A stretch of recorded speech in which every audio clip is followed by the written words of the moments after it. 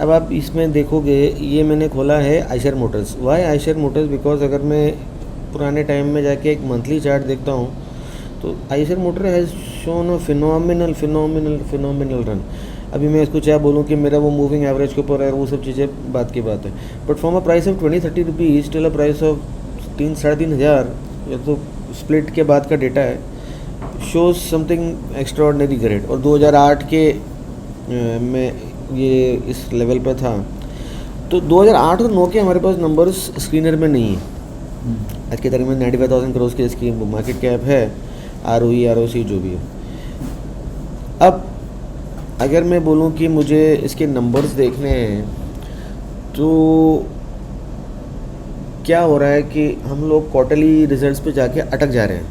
Result आएगा, EPS आएगा, ये होगा वो होगा, हम लोग अटक जा रहे हैं। अभी हम लोगों ने क्या एक एक्सरसाइज करी कि we were doing book value का क्या गार कि क्या से क्या चल रहा था, क्या चल रहा था।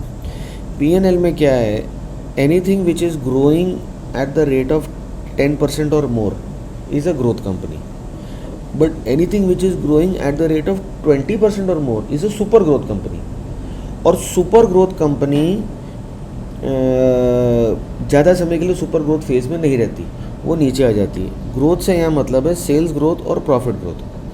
यहाँ हालांकि स्क्रीनर में मेरे को प्रॉफिट ग्रोथ नहीं मिल रहा, वो कैलकुलेट करना पड़ता है या एक्सेल में आके करना पड़ता है। मैं भी एक्सेल में नहीं इसलिए ले जा रहा हूँ क्योंकि उसमें काफ़ी सारी कॉम्प्लिकेशंस हैं, तो एक सिंपल चीज़ देख रहा हूँ।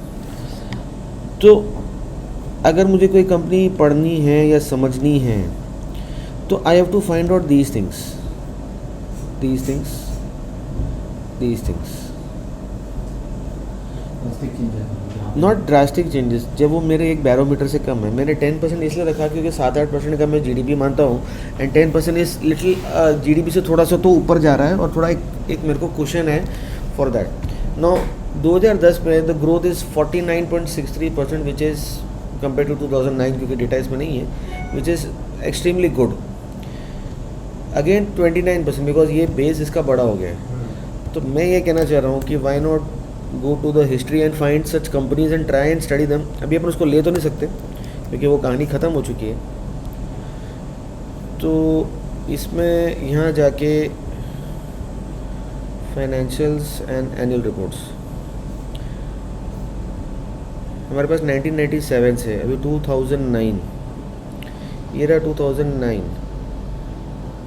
तो मैं 2000 अगर 10 यहाँ खोलूँगा तो मुझे कंपैरिजन में वो 9 के नंबर भी दे देगा। ये रिपोर्ट देखो, छोटी छोटी रिपोर्ट है, ज़्यादा इसमें कुछ करने को है नहीं आज के कंपैरिजन में। MDA सेक्शन जाके आपको पढ़ना पड़ेगा कि यार ये ग्रोथ आई तो क्यों आई और मैनेजमेंट क्या कहना चाह रहा है और इससे मुझे क्या समझ में आ रहा है। दीज आर द नंबर्स 9, 8, 7, 6 सब आ गए यहाँ पर।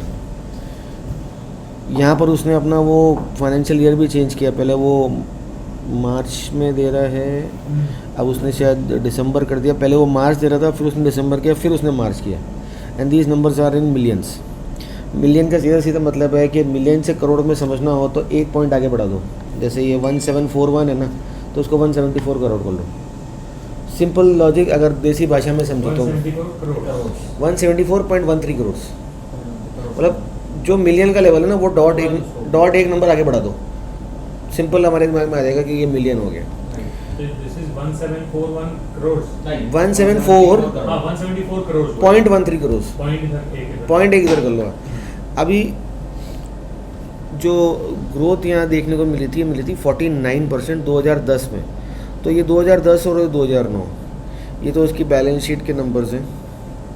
शेयर कैपिटल हो गया, नेटवर्थ हो गया, बुक वैल्यू हो गया, इसके वो। Now if I want to find out कि यार ये ग्रोथ है तो क्यों है, तो दीज आर वॉल्यूम्स। क्या ऐसी चीज़ है, देखो यहाँ जाके ना हम लोग अटक जाएंगे, अरे यार बहुत अच्छा नंबर है, ग्रोथ आ गई, फिर हम लोग मार्जिन देखेंगे और ये हो सकता है पहले 6 हो या 8 हो जाए या 10 हो जाए, हम लोग बड़े खुश हो जाएंगे। बेसिकली कंपनीज़ आपको, बहुत सारी कंपनीज़ आपको ये बाइफर्केशन देती है। अब मुझे सिर्फ इन दोनों नंबर्स को कंपेयर करना है, मुझे इसके बेस से मतलब नहीं है। ये 311 करोड़ का 470 करोड़ हो गया, ये तो स्क्रीनर भी मुझे दिखा रहा है। ये इसके 3 सेगमेंट्स हैं, कमर्शियल व्हीकल्स, 2 व्हीलर्स हैं। नहीं, अब आप देखो सबसे ज़्यादा ग्रोथ किस में है, ईयर ओवर ईयर, सिंपल है, आपने जल्दबाजी नहीं करनी है। 39275 डिवाइड बाय 25164 इंटू 100 करने की जरूरत नहीं है, -1 करने की जरूरत नहीं है, आपका आंसर आएगा 1.56, तो मतलब 56% ग्रोथ है। 156 नहीं, ओनली 56। आप करो 39275 डिवाइड बाय 25164 कितना है? 1 को छोड़ो, 56% ग्रोथ है। इंटू 100 करूँ, -1 करूँ, वो सब करने की जरूरत, वो सब जरूरत ही नहीं ना, 56% ग्रोथ है हमारी समझ के लिए। Not two wheelers 52576 divide by 51955 621 देख 621 1%। 1% मतलब कुछ भी नहीं है, 1%। Hardly anything, hardly anything, right. Now look eight components, जो ये छोटा सामान बेचता है, 2038 डिवाइड बाय 1308 56%। तो बेसिकली ये जो कंपोनेंट्स बेच रहा है और जो ये कमर्शियल व्हीकल्स बेच रहा है, ये ही धंधा मेरा चला रहे हैं, और जो टू व्हीलर है उसमें कुछ भी नहीं है। बेसिकली आइशर जो था वो बन रही थी कमर्शियल व्हीकल की स्टोरी, लेकिन ये बीच में रॉयल एनफील्ड निकल के आ गई, और रॉयल एनफील्ड ने इस कंपनी को कहाँ से कहाँ पहुँचा था, बिकॉज ऑफ सिद्धार्थ लाल जो उसने किया कि you should have a macho look and now only looking at this. Now is this number above 10%? Yes, it is. Is this above 20%? Yes, definitely it is. And what is contributing to the growth of the company? Commercial vehicles. तो अब मुझे इस report में अगर मैं इसको पढ़ रहा हूँ, या उसका MDA सेक्शन या कौन कॉल, या तो मुझे कमर्शियल व्हीकल के ऊपर ज़्यादा ध्यान देना चाहिए कि यार कमर्शियल व्हीकल के नंबर बढ़ रहे हैं, मैनेजमेंट कमर्शियल व्हीकल को बढ़ाने के लिए क्या बोल रहा है, थोड़ा ध्यान मुझे देना चाहिए कि यार वो टू व्हीलर सेगमेंट को बढ़ाने के लिए घटाने के लिए क्या बोल रहा है, right. Next, is this about 10%? Yes. अब मैं आपको बैरोमीटर्स दे रहा हूँ, अभी हमने ये सब चीज़ें करनी सीख ली हैं, बैरोमीटर्स है। Is this about 20%? Still it is a faster growing company. अब ये एनुअल रिपोर्ट मेरे पास यहाँ इसमें नहीं आएगी। लेट्स गो टू BSc, और BSc में जाके मैं 2011 की रिपोर्ट खोल लेता हूँ। स्टिल 87 पेजेस, ज़्यादा टाइम नहीं लगेगा आपको देखने के लिए। बाकी ये सब चीज़ों का रिपोर्ट से डर नहीं लगता आजकल। नहीं, रिपोर्ट में विस्तार कुछ पढ़ना भी नहीं होता है। नहीं, अब जैसे वो रेजोल्यूशन उस साल के हैं, हाँ। वो साल निकल चुका है, अपने को उससे मतलब नहीं है, वो खत्म हो गया। NDA हो गया ना, तो उसका रिस्क पढ़ो, कंपनी करती क्या है NDA में ये देखो, और रिस्क क्या है उसमें ये देखो। अब ये 9 से 10 दे रहा है वापस, 11 का इसने डेटा यहाँ नहीं दिया हुआ है। आई थिंक ये 10 ही खुल गया है। हाँ, 2000 वो लिंक में 2010 ही खुल गया है। ये सब 2010, 2011 यहाँ है। वो एक्चुअली कोर्स होना है, वो तो उसकी प्रीवियस रिकॉर्डिंग्स हैं। ये वो तो अभी अक्टूबर में होना है कोर्स तो। सिंगापुर वाला? तो हाँ, आप तो कंप्लीट किया ना उसको, तभी तो उसके वो दिया। क्या हुआ कि इनका जो लॉगिन पेज था, मैं लॉगिन किया, मैं रिकॉर्डिंग में बोल रहा हूँ, मैं लॉगिन किया, और इन्हें जो इनके हर महीने में 2 महीने में इनके कोहोर्ट होते हैं, कोर्स को कोहोस्ट बोलते हैं, ऐसे कोहोर्ट बोलते हैं। तो इनके पुराने लिंक्स वहाँ थे, तो मैंने कहा ये क्या चक्कर है, तो मैंने कहा पुराने लिंक्स, तो बेसिकली फिर मुझे पता चला कि मैंने गलती से पुरानी रिकॉर्डिंग्स परचेज़ कर ली। तो मैंने उसको DM किया ट्विटर पे, मैंने कहा यार मैंने गलती से रिकॉर्डिंग्स परचेज़ कर ली, पर मेरे को तो नए वाले कोर्स में जाना था। कहता डोंट वरी यार, वो गलती हो जाती है, तो I will shift to the new course. मैंने कहा ठीक है। जब मैंने खोला तो लिंक पेज वॉज एक्टिव, मैंने कहा नेकी और पूछ, मैंने कहा मारो डाउनलोड, तो वो कह रहा है you are not able to download. मैंने कहा ठीक है कोई बात नहीं, फिर नॉट एबल टू डाउनलोड। फिर मैंने कहा हिंदुस्तानी दिमाग लगाओ और खट डाउनलोड मारे सारे। अच्छा, मतलब आपने पहले वाले सेशन को डाउनलोड कर लिया। और वो बहुत अच्छा है अगर किसी को फंडामेंटल स्टार्ट करना है तो बेसिक से ही। अब मयंक को हम लोग मयंक बोला ना, कहाँ से स्टार्ट करो फंडामेंटल, मतलब बेस्ट है ये सिंगापुर वाला कोर्स देख ले, बल्कि आप उसको अलग से वो भेज देना, उसको मेरे को ले लो ना, हाँ ले लो ना, क्योंकि वो कॉपी मतलब ट्रांसफर नहीं हो पा रहा है, या तो मयंक को उसमें ऐड आप करना हार्ड डिस्क में सेव किए हुए हो अपने? नहीं आप ड्राइव में सेव किए हुए हो? मेरे पास एक्चुअली क्या है, मैंने अमेज़ॉन जिंदाबाद, मैंने अमेज़ॉन से ये मंगाया है। कितना GB? ये GB नहीं है, ये एक्सटेंशन है, ये इसका एक्सटेंशन है डबल उसका। राइट, USB ये को वो करना।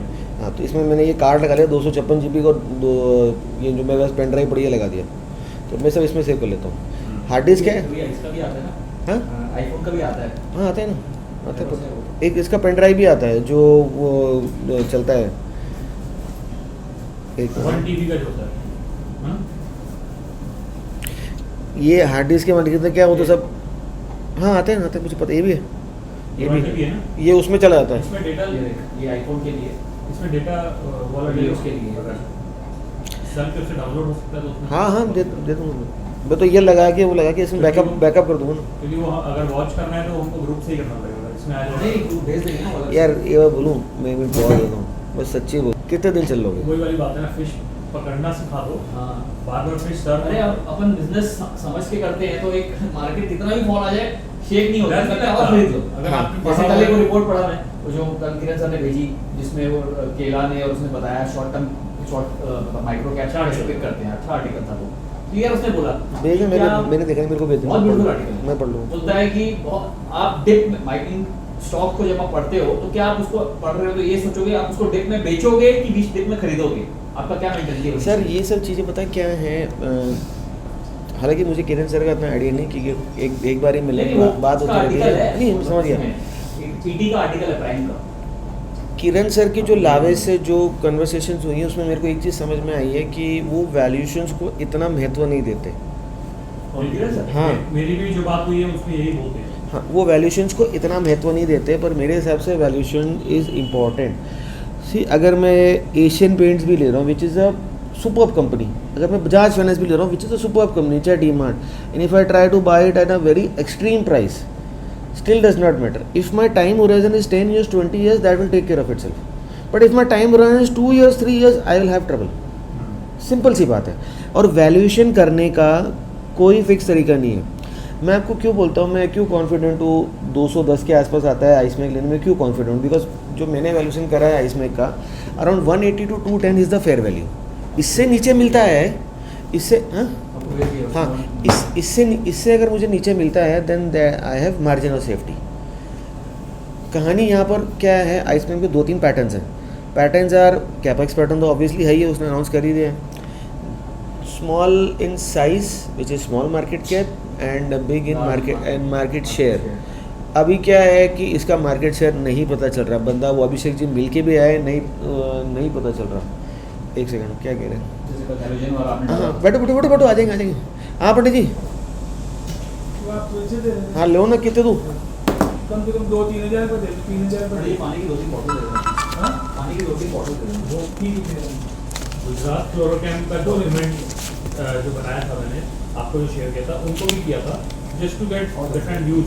तो उनका ये कहना था कि आपके डॉक्यूमेंट में ठीक है आपने बिजनेस पढ़ लिया, आपने एक तो पहली चीज क्लियर एनालिसिस नहीं की जो आई एग्री करना चाहिए तब समझ में आएगा। और वैल्यूएशंस पे उन्होंने ये बोला कि वैल्यूएशंस वैसे भी कॉम्प्लेक्स टॉपिक है, आप वैल्यूएशंस को छोड़ो, आप क्लियर एनालिसिस करो खाली। तो मेरे को ये चीज़ लगी कि आप जब भी कोई चीज़ बोलते हो तो आप वैल्यूएशन से स्टार्ट करते हो कि मैं ये इस जगह पे लूँ कि नहीं लूँ, मतलब वेदर एक्चुअली मेन बात ये है ना वैल्यूएशन मैक्सिमम लोग को समझ आती है। एक्चुअली वैल्यूएशन से वो सबसे कॉम्प्लेक्स टॉपिक है ना, हम लोग को समझ में नहीं आती। हो सकता है उनको भी समझ में नहीं आती इसलिए ऐसा है। मेरे ख्याल से नहीं आती, वो जिस हिसाब से बोलते हैं पर मैं ये तो नहीं करेंगे उनको। देखो वैल्यूएशन बहुत सारी तरह की, एक DCF एनालिसिस होता है, मैंने बहुत करा DCF एनालिसिस पर उसका कोई रिजल्ट नहीं है। सर वो तो वो भी दे देता है DCF नीचे निकाल के, पर समझ में आना चाहिए ना, तिजोरी भी निकाल के दे देता है DCF पर समझ में नहीं आता। DCF क्या होता है? समझ में आता है पर देखो लॉजिक नहीं है उसका। मैंने ये 10K को उसमें थोड़ा सा भी आपका डेटा ऊपर नीचे परसेंटेज वाइज हो गया, 10 का आप 8 डाल दिए 12 डाल दिए, वो जिसने- assumptions है, पूरा assumptions है। assumption change है। जिसने इन्वेंट किया है उसी के पार्टनर वो भी बोल रहा है कि ये यूज नहीं करता है। नहीं उसने इन्वेंट नहीं किया है। बोलते तो है ना नहीं ये DCF बनाने वाला जो बंदा था वो कई साल पहले, उसका नाम था जॉन बर विलियम्स। Right, उसने इतनी right. मोटी एक किताब लिखी हुई है, पढ़ी मेरे पास किताब पर मैंने आज तक जो पढ़ी नहीं है, जंग खा रही हो किताब। जॉन बर विलियम्स का ये है बेसिकली हमारे को 2 चीज़ें समझनी है। पहली चीज़ देखो ये मेरा बिजनेस है, ये धंधा है राइट। मैं इसमें क्या डाल रहा हूँ, मैं कैपिटल डाल रहा हूँ, मैं एसेट डाल रहा हूँ, मैं बैंक से कर्जा ले रहा हूँ, मैं एडवांसेस ले रहा हूँ, कुछ भी कर रहा हूँ, और मैं इससे क्या निकाल पा रहा हूँ। जो निकाल पाने वाला फंडा है ना वो हर किसी को क्लिक नहीं करता। DCF को देखो सिंपल वे से समझा रहा हूँ जो सिंगापुर वाले ने समझाया था। एक प्रॉपर्टी लिया तूने, ठीक है, वो तेरी प्रॉपर्टी तूने 10 साल के लिए, मतलब 10वें साल में वो तेरी प्रॉपर्टी तेरे को क्या दे रही है, ठीक है। तो वो जो 10वें साल की जो वैल्यू है उसको बोलते हैं अपन terminal value, terminal value, that is a terminal value. 10वें साल में जो तुमको मिलेगा जब तू प्रॉपर्टी बेच देगा, जो तेरा पैसा आएगा। लेकिन इन 9 सालों में तेरे को क्या मिल रहा है, तो तू उसको कैसे इवैल्यूएट करेगा DCF मॉडल में, राइट। तो तूने उसको रेंट पे दे दिया मान ले प्रॉपर्टी को, तो 1 करोड़ की प्रॉपर्टी तेरे को अगर मान लो हर साल तेरे को 1 लाख का रेंट दे रही है, तो वो हर 9 साल तक तेरे को 1-1 लाख रुपए आता जाएगा, दैट विल बिकम योर आपका। बट यहाँ एक प्रॉब्लम है ना, क्योंकि ये जो आपने बात करी कि मुझे 1-1 लाख रुपए कैश फ्लो आ रहा है, हाँ, जो cash flow। एग्जांपल दिया, बट मार्केट में वो कैश फ्लो फिक्स थोड़ी होता फिक्स है, नहीं होता, एक सिंपल वो एक वेरिएबल होता है। अभी तेरे को वो देखने से समझ में आ रहा दिस है इज कि कॉल्ड इससे होता है। This is called earning in perpetuity. मतलब मैंने कोई बॉन्ड खरीद लिया, एफडी ले ली, तो मुझे वो फिक्स कैश आ रहा है, यहाँ वो कैश फिक्स तो नहीं यहाँ है। धंधे में उसको कैसे रिलेट करते हैं कि अगर कोई धंधा शुरू किया, या तो ये मान के चल रहे हैं कि वो 10वें साल में एग्जॉस्ट हो जाएगा वो धंधा, मतलब 10वें साल में कुछ नहीं मिलने वाला है, तो उसको 10 साल तक आप कैसे? हाँ नहीं, 10 साल में एग्जॉस्ट नहीं हो जाएगा कि 10 साल के आगे हम सोच नहीं सकते, हाँ, बस कोई एक चाहे 15 चले चाहे 20 साल, किसको पता। फेयर वैल्यू उसने लिया है, हर किसी ने 10 साल माना है ना, वॉरेन बफेट ने भी 10 साल माना है उसको, 20 साल भी कर सकते हो, लेकिन वो बहुत 20 साल आपका जो assumption है बहुत वे हो जाएगा basically। अब इसमें क्या होता है, 2 स्टेज मॉडल होता है, 3 स्टेज मॉडल। 2 स्टेज मतलब पहले साल से 5वें साल तो वो हाई रेट से ग्रो करेगा, हाँ। और जैसे जैसे उसका बेस बड़ा हो गया, हाँ। 5वें साल से 10वें साल उसकी रेट स्लो हो फिर एक चीज़ जाएगी, है- और 10वें साल में टर्मिनल वैल्यू 1-2% से ऊपर ग्रो नहीं करेगा। फिर एक चीज है कि आप लॉस मेकिंग धंधे को कैसे डीसीएफ निकालोगे, बिल्कुल निकालोगे, सेम तरीके से निकालोगे, बस लॉस मेकिंग में ये होता है कि इनिशियली आपको कुछ कैश फ्लो नहीं आएगा, first year, second year, third year, फिर अचानक से जो आपका कैश फ्लो फोर्थ ईयर में जब वो प्रॉफिट में आएगी, तो आपका वो cash flow you have to take more value, right, वो फोर्थ में आपको ज्यादा कैश मिलेगा, फोर्थ ईयर में, अब फिफ्थ ईयर में मिलेगा। अब मैं एक सवाल पूछता हूँ। हमने जब पहली मीटिंग करी थी, ROIC जो समझा था, और उसके बाद हमने एक चीज़ फोकस करी थी कि ग्रोथ। तो what is growth, good growth and bad growth. तो अभी आप लोगों को एक मोटा मोटा एक अंदाज़ा दिमाग में आ गया होगा कि अगर मैं GDP ग्रोथ रेट से कम ग्रो कर रहा हूँ, तो that means I am destroying value. Ideally I am destroying value. ROC ऊपर है नीचे, उससे इतना फ़र्क नहीं पड़ेगा अगर मेरी ग्रोथ रेट मानो 2% या 3% है। हाँ, एक साल कोरोना आ गया, वन ऑफ हो गया, वो बात अलग है। अभी DCF में जो टर्मिनल वैल्यू होती है वो 1-2% होती है, but DCF is giving maximum value after the 10th year, और जो चार्ट्स और जो भी चीज़ें आती हैं वो सब 30 दर्शाती हैं, but 1-2% is much lesser than GDP growth rate. So ideally you are destroying value, but यहाँ पर आप वैल्यू जोड़ रहे हो। आप किसी भी DCF फॉर्मूला को पढ़ो, वो कहता है कि 90% of the value comes after the 10th year. 90% तो हाँ, मोटा-मोटी 90% 80 to 90% of value comes after the 10th year, जब आपका DCF खत्म हो जाए और आप टर्मिनल वैल्यू में जा रहे हो, बट टर्मिनल वैल्यू इज 1-2%। तो दोनों चीज़ें कॉन्ट्राडिक्ट कर रही हैं। ये 1-2% कैसे होगा टर्मिनल वैल्यू? पूरा इंटरनेट छान मारो, terminal value growth rate is always 1-2%, not more than that. आपने वो 3 भी कर दी ना, पूरी DCF हिल जाएगी आपकी, क्योंकि कैश फ्लोस तो आपके हर साल जो वो आएगा कैश फ्लो, क्योंकि आप अज्यूम नहीं कर सकते ना कब कोरोना आ गया, हाँ, कब वो क्या आ तो गया, वो तो फिर नहीं पता चलता उसमें तो फिर ना। सारी वैल्यूएशन हो जाती है ना, फिर तो आप वैल्यूएशन निकाल ही नहीं सकते। इसलिए DCF नहीं करते, क्योंकि DCF में नहीं, इफ्स एंड खाली बट्स DCF और नहीं, मैं पूछ रहा हूँ कि सर, किसी आप भी कैसे- वैल्यूएशन मॉडल में हेलो समझा DCF क्या होता है एक्चुअली? वो मैं हाँ। बेसिक DSF कैसे होता है वो मेरे को भी मुझे पता है। कैसे होता है नहीं, कि DCF का हम- लॉजिक क्या है? I know कि अरे future पंडित जी तो में, मंडाना जा रहे हैं। हम उसको क्या बोलते हैं, वहाँ predict करते हैं या भैया जी ने बुलाया, value करते हैं कि वो business कैसे खड्डे भरवाने कितना JCB से। return देगा। वो मेरे क्या को चाहिए तेरे को? बेसिक डेफिनेशन पता है DCF की, पर कितना? कैसे करते हैं उस पर डिपेंड करता है, क्योंकि मैं तो उसमें देखा हूँ तिजोरी वो वाला पॉलिसी DCF की कैसे values करते निकाल हैं? के और देते ऑयल हैं। कौन सा? कैसे करते हैं? DCF का लॉजिक और ऑयल कौन सा? मैं ये बोलना चाह रहा हूँ कि इसलिए वो सिंगापुर वाली कितना यूजफुल है वो मैं उस ठीक पे है। क्वेश्चन करता हूँ, क्योंकि आपने एक क्वेश्चन पूछा था याद है, वो उसका पूरा एक बार फिर से पूछना कि if the terminal value is 0 what will be, एक ऐसा करके आप बीच में आपने क्वेश्चन 0 होगा, 0 होगा। बताने मतलब ऐसे पूछने वाला, आप समझ में आएगी इसका मतलब क्या है? तिजोरी वाला DCF पता है निकाल के मेरे को। देता वो है। रिवर्स DCF है, वो DCF नहीं, वो रिवर्स DCF हाँ, है, रिवर्स DCF है। वो अलग चीज़ होती है। पर यही है ना कि मैं इसकी मतलब उस पे क्वेश्चन कर रहा हूँ कि हाउ कहाँ निकल गए? नहीं, इट्स नॉट गुड ना, इट डिपेंड्स, वो है ना कि आप एक मिनट आना। क्योंकि वैल्यूज तो मैं भी पढ़ के कैलकुलेशन करके निकाल लूंगा, but how good is it, कि reliable is it? Reverse DCF कुछ और होता है। नहीं, मतलब मैं ये नहीं बोल रहा हूँ सर, मैं रिवर्स और DCF दोनों के लिए ये क्वेश्चन कर रहा हूँ कि आप उसको कितना लेजिटिमेट मानोगे to actually value a business. नहीं, छोड़ दो, बहुत ज़्यादा ये अजम्पशंस बहुत है, अजम्पशंस बहुत है। होता है, सब लोग करते हैं, दुनिया करती है, अजम्पशंस बहुत है। आपका अजम्पशन नीरज जी के अजम्पशन से अलग हो सकता है, सेम बिजनेस को आप दोनों सेम अलग अलग वैल्यू पे आ सकते हो। अजम्पशंस बहुत है, वैल्यूशन हैज़ अजम्पशंस, मैं नहीं मना करता, वैल्यूशन हैज़ अजम्पशंस। एक सेकेंड में ऑयल बीच गया है, निकल गया क्या पंडित जी?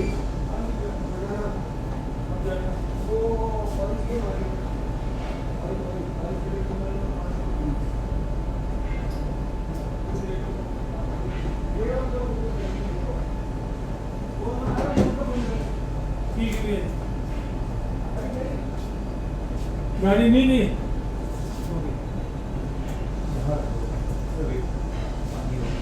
टेबल में हवा आ रही है, टेबल में लिए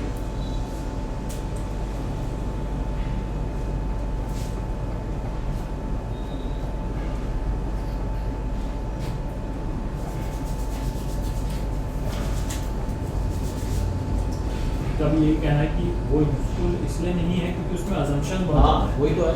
तेरी वैल्यू और मेरी वैल्यू में बहुत फर्क हो सकता है। तो फिर क्या उसका भी वो क्या हुआ ना, यूज क्या हुआ? नहीं है ना उतना, इसमें इसको इम्पोर्टेंस नहीं देते ना। छोड़ देना तो पुरानी आ गए ना वापस से रेट 250 हो गया। मैं अभी 3:15 से पहले कुछ करूँगी क्योंकि वो दिमाग ऊपर नीचे ही होता रहेगा, इसलिए मैं खाली लिख के रख दिया हूँ पेपर में कि मेरे को एक्चुअली में क्या क्या देखना है। तेरा प्राइस मिलेगा ही इसके बाद। नहीं मिलेगा, नया अपना रूल बनाया कि मेरे को आज से ग्रीन में मिलेगा तो ही बेच के रूल उसमें ये होना चाहिए कि आप 3:15 से पहले कुछ करो ही मत। मेरा रूल वही है आज, और वैसे भी वही है, मैं अभी कुछ करूँगा ही नहीं। कल मैं देख लिया मार्केट को, वो अभी भी अच्छा हुआ कल कुछ नहीं किया मैंने। लास्ट में फिर गिरेगा मार्केट में, बता रहा हूँ अभी ग्रीन में आ गया है। ये सिर्फ टेम्परेरी है, अभी टूटेगा तो और टूटेगा।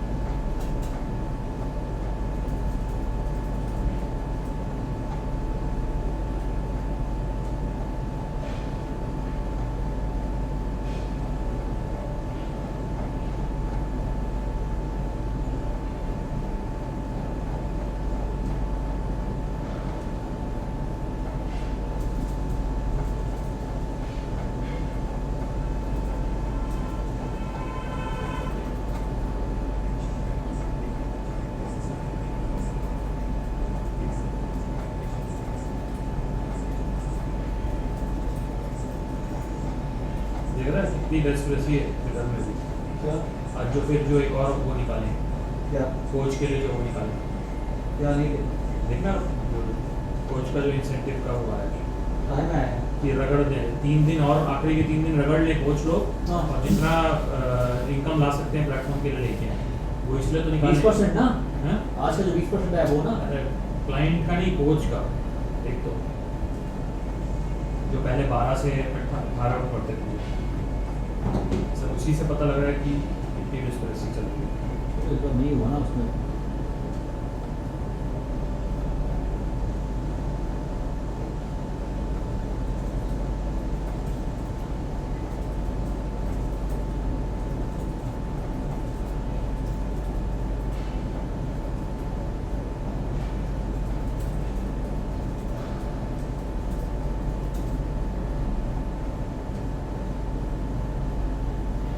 इस बैंक पे अच्छी बाइंग होगी ना। कितना टूटा हुआ है? कैसे बोल रही बढ़िया देख, ये भी राइट देख। अच्छा, मैं बहुत शॉर्ट टर्म में देख रहा हूँ। शॉर्ट टर्म की हमेशा 1 ईयर किया कर, ये स्प्रेड हमेशा 1 ईयर में देगा। हाँ, वो कितना टूटा हुआ है इसमें, मतलब अपने हाई प्राइस से कितना नीचे में है? अब तो बढ़ गया है, लेना तो करेंट ना। बढ़ गया है? और क्या।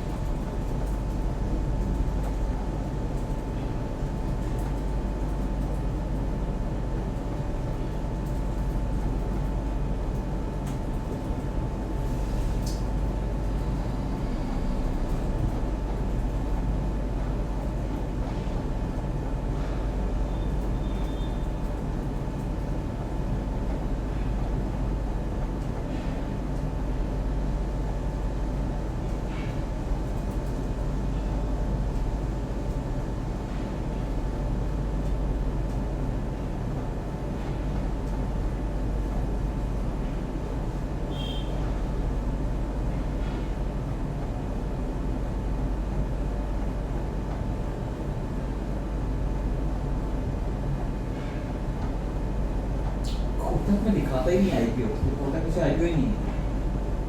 माइंड भी है इसका। हाँ, अच्छा इसके पहले उसका भी नहीं था। अच्छा है ना, कचरा कंपनी दिखा था। ऐसा थोड़ी ना होता है।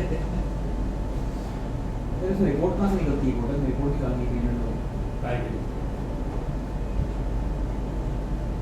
आगे का टाइम सुनील को तो नहीं हुआ। किसको? सुनील का? Reports and statements.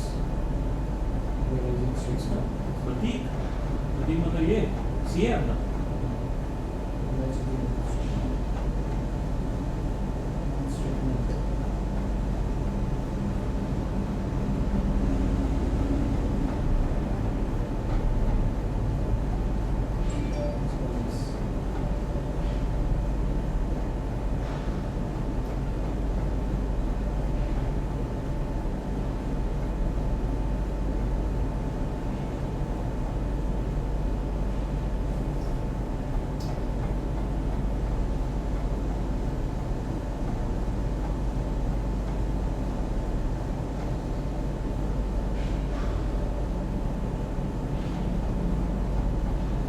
Hello.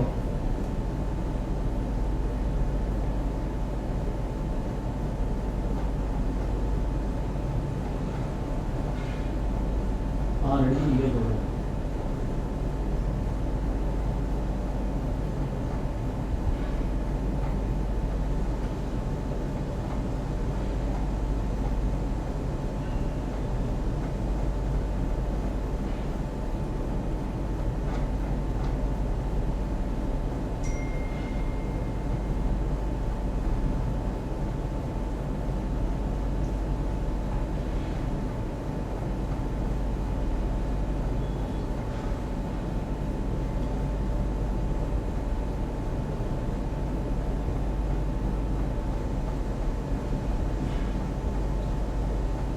Hello.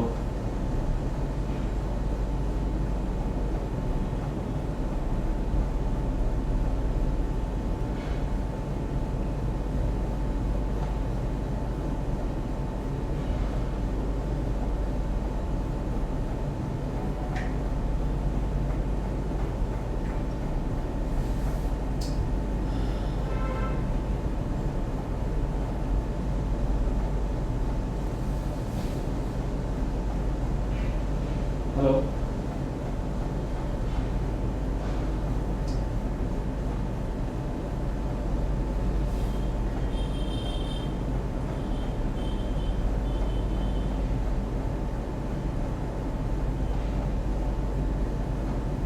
अरे क्या होल्ड डाल दिया यार। अरे मेरे को इसका पीएनएल कैसे निकलता है? ट्रेडिंग पीएनएल इसमें रिपोर्ट निकालनी है तो। हाँ पीएनएल जो निकलता है पिछले साल का। हाँ हाँ नहीं दिखा रहा ना, वहाँ पे दिखाओ मेरे को, बताओ या निकाल के दो मेरे को। हाँ तो मेरे मोबाइल में नहीं दिखा रहा ना, कहाँ पे निकलता है बताओ, मैं खोल के रखा हूँ। ये रिपोर्ट्स एंड स्टेटमेंट्स में आया है, इसमें अकाउंट स्टेटमेंट रियलाइज की। अकाउंट स्टेटमेंट में गया तो मैं इसमें खाली उसमें ऑप्शन दिखा रहा है लास्ट 10 ट्रांजैक्शंस 2021 वो किया मैंने, तो लेजर एक्सप्लेन दिखा रहा है खाली इसमें। मेरे को लेजर एक्सप्लेन नहीं ना, मेरे को वो चाहिए पीएनएल चाहिए, टैक्स पीएनएल। हाँ लास्ट ईयर का टैक्स पीएनएल। रिटर्न करना होगा ना। हाँ हाँ profit and loss last year का तो सर नहीं दिखा रहा ना उसमें, वो जो खाली लेजर लेजर ट्रांजैक्शन पे आप अगर उसको बोल रहे हो कि डीसीएफ और ये जितने भी हैं मतलब इसमें तुम्हें नहीं assumptions हैं, तो आप कैसे वैल्यूएशन करते हो? वो जो सिंगापुर वाले कोर्स में फॉरवर्ड पी पीएनएल चाहिए ना, फॉरवर्ड पी टैक्स पीएनएल। बता दो मेल आपने पहले भी करवाया था पर उसमें टैक्स पीएनएल नहीं था, टैक्स पीएनएल चाहिए मेरे को। हेलो हाँ आंटी, नमस्ते आंटी। अलग होता है ना यार, अलग होता है। आज नहीं हूँ आंटी उन लोग के साथ, आज मैं दूसरे काम से हूँ, हम लोग घर पे हैं। क्या चार्जेस? आप उनको डायरेक्ट लगा सकते हो ना? नहीं प्रॉफिट लॉस उसमें दो टाइप के रहते हैं, एक जो होता है ट्रेडिंग में होता है, ट्रेडिंग उनसे करते हैं, evening में trading trading कर लेते हैं वो, करते हैं। और एक होता है डिलीवरी वाला। तो वो मेरा सीए बोल रहा है ठीक है सर। डिलीवरी वाला अलग आता है और इंट्राडे वाला अलग आता है, तो हालांकि अपन इंट्राडे करते नहीं है, बहुत रेयर ही होता है, और उसको दोनों अलग से चाहिए। ठीक है ठीक है ठीक है ठीक है, जब जीरो का तो मिल गया मेरे को, जीरो था मैं अलग से एक ऑप्शन है कंसोल में, पर इसमें आपको अरे उसका रेशियो कितना है आरती फार्मा का और इसका आरती इंडस्ट्री? 16 और वो मतलब कितने पे -100 84 उसका वो है, 84 और 16% है वो उसका वो फार्मा। नहीं नहीं, कितने शेयर पे कितने शेयर मिलेंगे? वो कहाँ है अभी? हाँ वही देखना ना, मैं वो कितने क्या है? लूँ। कल तो सिर्फ डेट आई है announcement में। अच्छा एक चीज़ हो, अगर मैंने लॉन्ग टर्म करके लिया, फार्मा बिजनेस अच्छा है, मुझे पता अच्छा है, ग्रो कर रहा है इसका, मतलब बड़ा रिपोर्ट। अगर लॉन्ग टर्म करके लिया तो उसको इंटरडे में बेच सकता हूँ? क्या बोल रहे हो? लॉन्ग टर्म करके हाँ लिया, सर, 100% हम तो बेचे हैं, मैं तभी तो पूछा था उसका फायदा क्या है? फायदा है और आपको क्या फायदा है? MIS में मार्जिन कम लगता है। हाँ, MIS का ये फायदा है। मार्जिन ये फायदा होगा। लेकिन आप MIS को कन्वर्ट भी कर सकते हो, अगर आपने मान लो MIS में लिया है ना, हाँ। तो कन्वर्ट ही कोई कन्वर्ट हो उसको। हाँ वो मुझे नहीं पता था, हाँ। वो मेरे को देखा ही नहीं इसलिए कट गया वो। क्योंकि हम लोग तो, मैं तो आज पहली बार देख रहा हूँ वो टैब जब आप बताए, नहीं तो मैं तो उसी में लेता था हमेशा और कई बार इंटरडे सेल भी किया हूँ। बस यही कि वो शेयर वो नहीं होना चाहिए T+1 या T+2 वाला। नहीं नहीं वो सब तो फिर,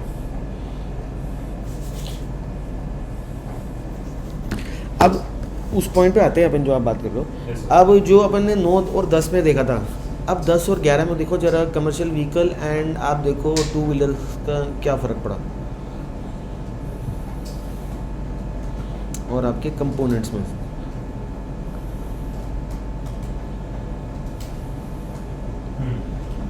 कौन से ईयर में सर? 10 और 11 25% सेल्स में, कमर्शियल व्हीकल्स में। कमर्शियल व्हीकल्स में, और पहले कितनी थी अपनी, ये रहा ना डेटा, 25 और 25 164 एंड 39 275, 9-10 में। अच्छा, 59 कमर्शियल का 25%, 11 56%।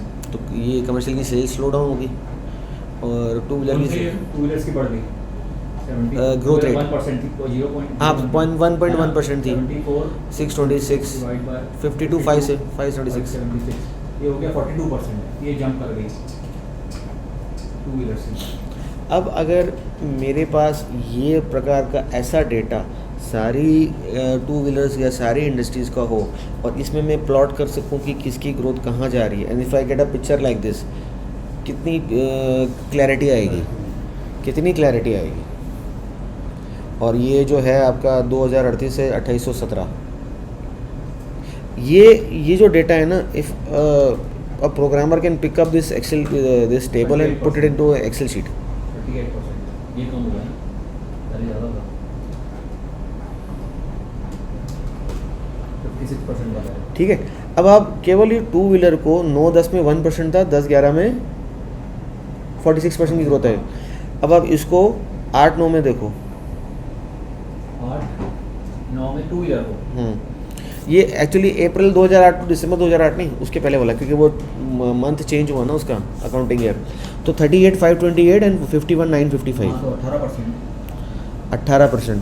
उसके पहले देखो 32,612 और 38,528।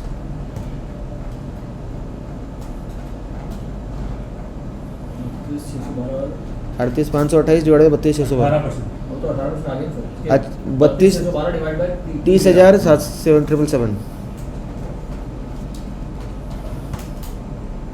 6% 30,777 divide by 29,475, so on and so for. ये हो गया आपका 4%। हाँ 28,361। हो गया आपका 4%। तो इसका मतलब ये जो 10-11 में ग्रोथ आई है, इसके पूरे कंपनी की हिस्ट्री में कभी इतनी ग्रोथ नहीं आई थी टू व्हीलर्स में। Similarly we can do for the commercial vehicles also. अब अगर ऐसा हुआ है तो क्या मुझे इस रिपोर्ट में, ये देखो पैट वैट और ईपीएस कहाँ से कहाँ भाग गया, 30 रुपये का ईपीएस सीधा 114 हो गया। बिकॉज अगर मैं यहाँ पर ग्रोथ देख रहा हूँ 29%, यहाँ पर कितनी ग्रोथ है, ईपीएस में कर लो ना सीधा, 1144 divide by 7.01, 7.01 which is growth. यही चीज़ मेरे को वो यहाँ बोल रहा है, यहाँ बोल रहा है। Now I want to know कि यार इस कंपनी में कभी भी टू व्हीलर में इतनी ग्रोथ नहीं आई, इसने ऐसा क्या किया है, और अगर वो कुछ किया है तो इज़ दैट सस्टेनेबल। नाउ ये सेज मेरा market share for cargo and market share for domestic cargo, ये अपनी डिटेल्स बता रहा है, बिजनेस फॉर ग्रोथ ये सब चीज़ें बता रहा है। क्योंकि ये जो कंपनीज़ हैं आपको वो बाइफर्केशन दे रही है कह रहा। अब ये वॉल्वो ट्रक्स है, तो what is Eicher doing with Volvo, ये तो आइशर मोटर है। वॉल्वो इंडिया की कंपनी तो है नहीं। नहीं, ये तो वही वाली कहानी हो गई जो कि उसमें हो रही है तो आपके 2009 में इनका एक Escorts। नहीं 2009 में इनका एक न्यू कॉन्ट्रैक्ट हुआ था for technology partner for trackings with Volvo. So new contract, एक जेवी बना वो बाहर की कंपनी। और बाहर की कंपनी। लेकिन ये जो ट्रेंड चल रहा था 126 25 ये अचानक गिर गया बिकॉज 10-11 में वो ठीक है, अभी वो पिकअप नहीं किया है। मतलब now look at the two wheeler sales, 2011 में से जो ये सारी कैलकुलेशन अभी हमने करी, ये सारी हमने करी, अचानक 10 से 11 में एकदम से हुआ है। ठीक है 10 से 11 में अचानक ये जम गया। तो क्या ये मेरा ध्यान ट्रक से हट के अब अगर उसमें जाना चाहे, ये हुआ, ये इनकम है, तो बाइक के बारे में क्या कह रहा है? इनको तो ये रहा रॉयल ये एनफील्ड वाले टाइम में आर्मी का भी बहुत बड़ा ऑर्डर आया होगा, क्योंकि पढ़ते आर्मी ना। के पास एक ट्रक इन्हीं की है। नहीं, ट्रक्स की कहानी नहीं है नहीं ट्रक नहीं, ये- बाइक की बात ये तो है। शुरू से चल रही है, मैं बता रहा हूँ अरे क्या वो हुआ था। उसका वेरिएंट था हाँ, कि मैं वो बता रहा हूँ जो क्या मिलिट्री हुआ और था। आर्मी इसने में जा रहे reformish किया था, हाँ। इसने अपना ब्रांडिंग चेंज किया कि था। वो branding माउंटेन जो- बाइक होगी, एक आर्मी की हाँ, बाइक जो होगी। branding थी ना कि नॉर्मल एक बुलेट जैसे आदमी चलाएगा, कोई बड़ा हैवी आदमी, उसको कन्वर्ट कर दिए थे कि यंगस्टर्स को ज्यादा अट्रैक्ट करने के लिए ब्रांडिंग चेंज किए थे लोग। देखना उसके रिपोर्ट लिखा होगा 2011 में। अभी तो वो जो 500 सीसी और ये वो ज्यादा ही चले लगी जो समय। तभी तो ज्यादा नहीं। ये रहा जो आपने बोला ना, ये रहा this year the company launch the new variant, फिर वो न्यू पैटर्न। वही हाँ। मैंने तो देखा 500 सीसी यही लिया था। फोन बजा सर फोन डेजर्ट बजा। स्टॉर्म ही लिया था मैंने, मेरे पास वही वाली गाड़ी है अभी भी। हेलो 500 सीसी तो हो सकता है। हाँ मेरे को भी 10 साल हो गए हैं। New variants of Classic 500 namely Classic Chrome and Classic Desert Storm. Classic Desert Storm ही लिया था मैंने, और यही ईयर के आसपास लिया था। आपने तो लिया था। हाँ पापा का नाम था ना। हाँ जी, हाँ और एक्चुअली में क्यों आया पापा के नाम से आया? यार हमीद भाई, ये उनके जाओ मैं आपको फॉरवर्ड करूँ व्हाट्सएप पे। विशाल ये हाँ। एक्चुअली में आया है हरदीप के नाम से नहीं कौन आया। कौन सा था राजकुमार जी, कौन कौन थे? वो सुगरी वाले थे ना, सुगरी इस्लाम और शुभराती खान, इस्लाम भाई और तेरो कौन सी तारीख को? पिछले महीने में 10 लाख रुपए आया है। हरदीप नहीं यार, एचएन में क्यों आएगा? पापा के नाम से आएगा ना वो तो। पापा के अकाउंट, पापा और मेरे नाम से थी वो, तो पापा को 10 लाख पापा के अकाउंट में पड़ा हुआ है सेविंग। हाँ हाँ पापा। अरे अभी तो वो पैन कार्ड भेजो ना यार। हाँ हाँ उसी में। हाँ रजिस्ट्री में हाँ। पैन कार्ड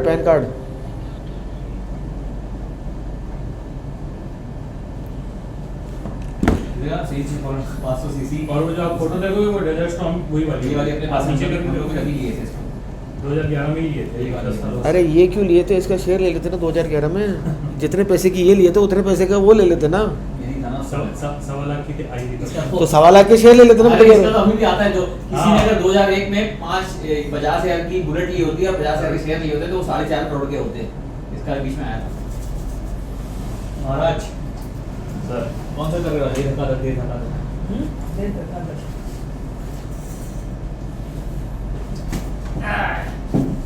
बुलेट खरीदनी है क्या? बुलेट ले लें। हाँ नहीं ले रहे। बुलेट तो शेयर ले रहे। बुलेट की बुलेट क्या करना है? तेरी तो कंप्लीट है और वो कह रहा है कि अगर पौने की मैं चौका डालूंगा तो गाड़ी पूरी है। मैंने कहा पौने का मत डाल, पौने का मना करो और कट रहा है वैसे माल। हाँ 42 टन में पंडित को मैंने भगा दिया। वो पंडित करे मोजरा मेरे को चुप करके बैठ, गाड़ी तुमने भरनी है, साफ सुथरी भरनी है, भैया जी के खास मिलने लेके जाना है।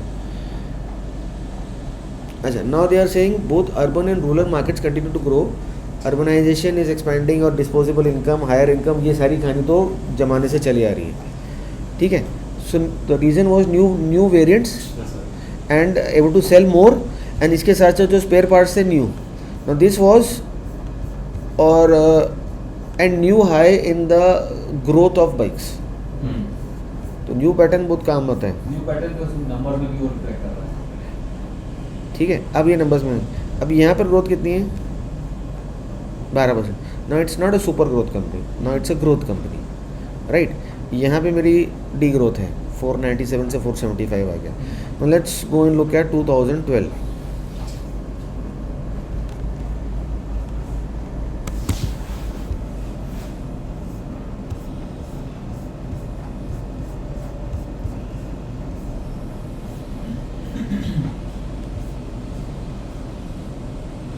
ये तो बैलेंस शीट आ गई। अच्छा, अब ये बैलेंस शीट के अंदर क्या चीज़ बढ़ रही है? ये 3-4 साल की बैलेंस शीट है, हम लोग 2009 से इसको स्टडी करने की कोशिश कर रहे हैं। आप मेरे ज़रा इसके एसेट्स देखो, ये करोड़ में, मिलियंस में नहीं है। 755-56 करोड़ से 2030 करोड़, ठीक है। और ये जो है ये कैसे फाइनेंस्ड है? 700 करोड़ तो रिजर्व एंड सरप्लस बढ़ा है, बाकी थोड़ा सा डायल्यूशन नहीं। ये तो ईसॉप्स हैं, ये तो ईसॉप थोड़े जो दिए हैं वो ईसॉप। हाँ, नंबर ऑफ शेयर्स तो फिर कहाँ से आया पैसा? क्या री इन्वेस्ट कर रहा हूँ? नहीं, वो तो कर रहा है, वो तो पैसा कहाँ से आया? पैसा कहाँ से? देखो, हाँ भैया, नहीं भैया, हो गया, वो माल के लिए कुछ पूछ रहा था, हो गया मेरा। ओके, हाँ, तो कहाँ से आया? मार्केट वैल्यू पर शेयर देके तो नहीं किया है, शेयर देके सोचो ना, market value to book value पर शेयर, वो तो छोड़ो।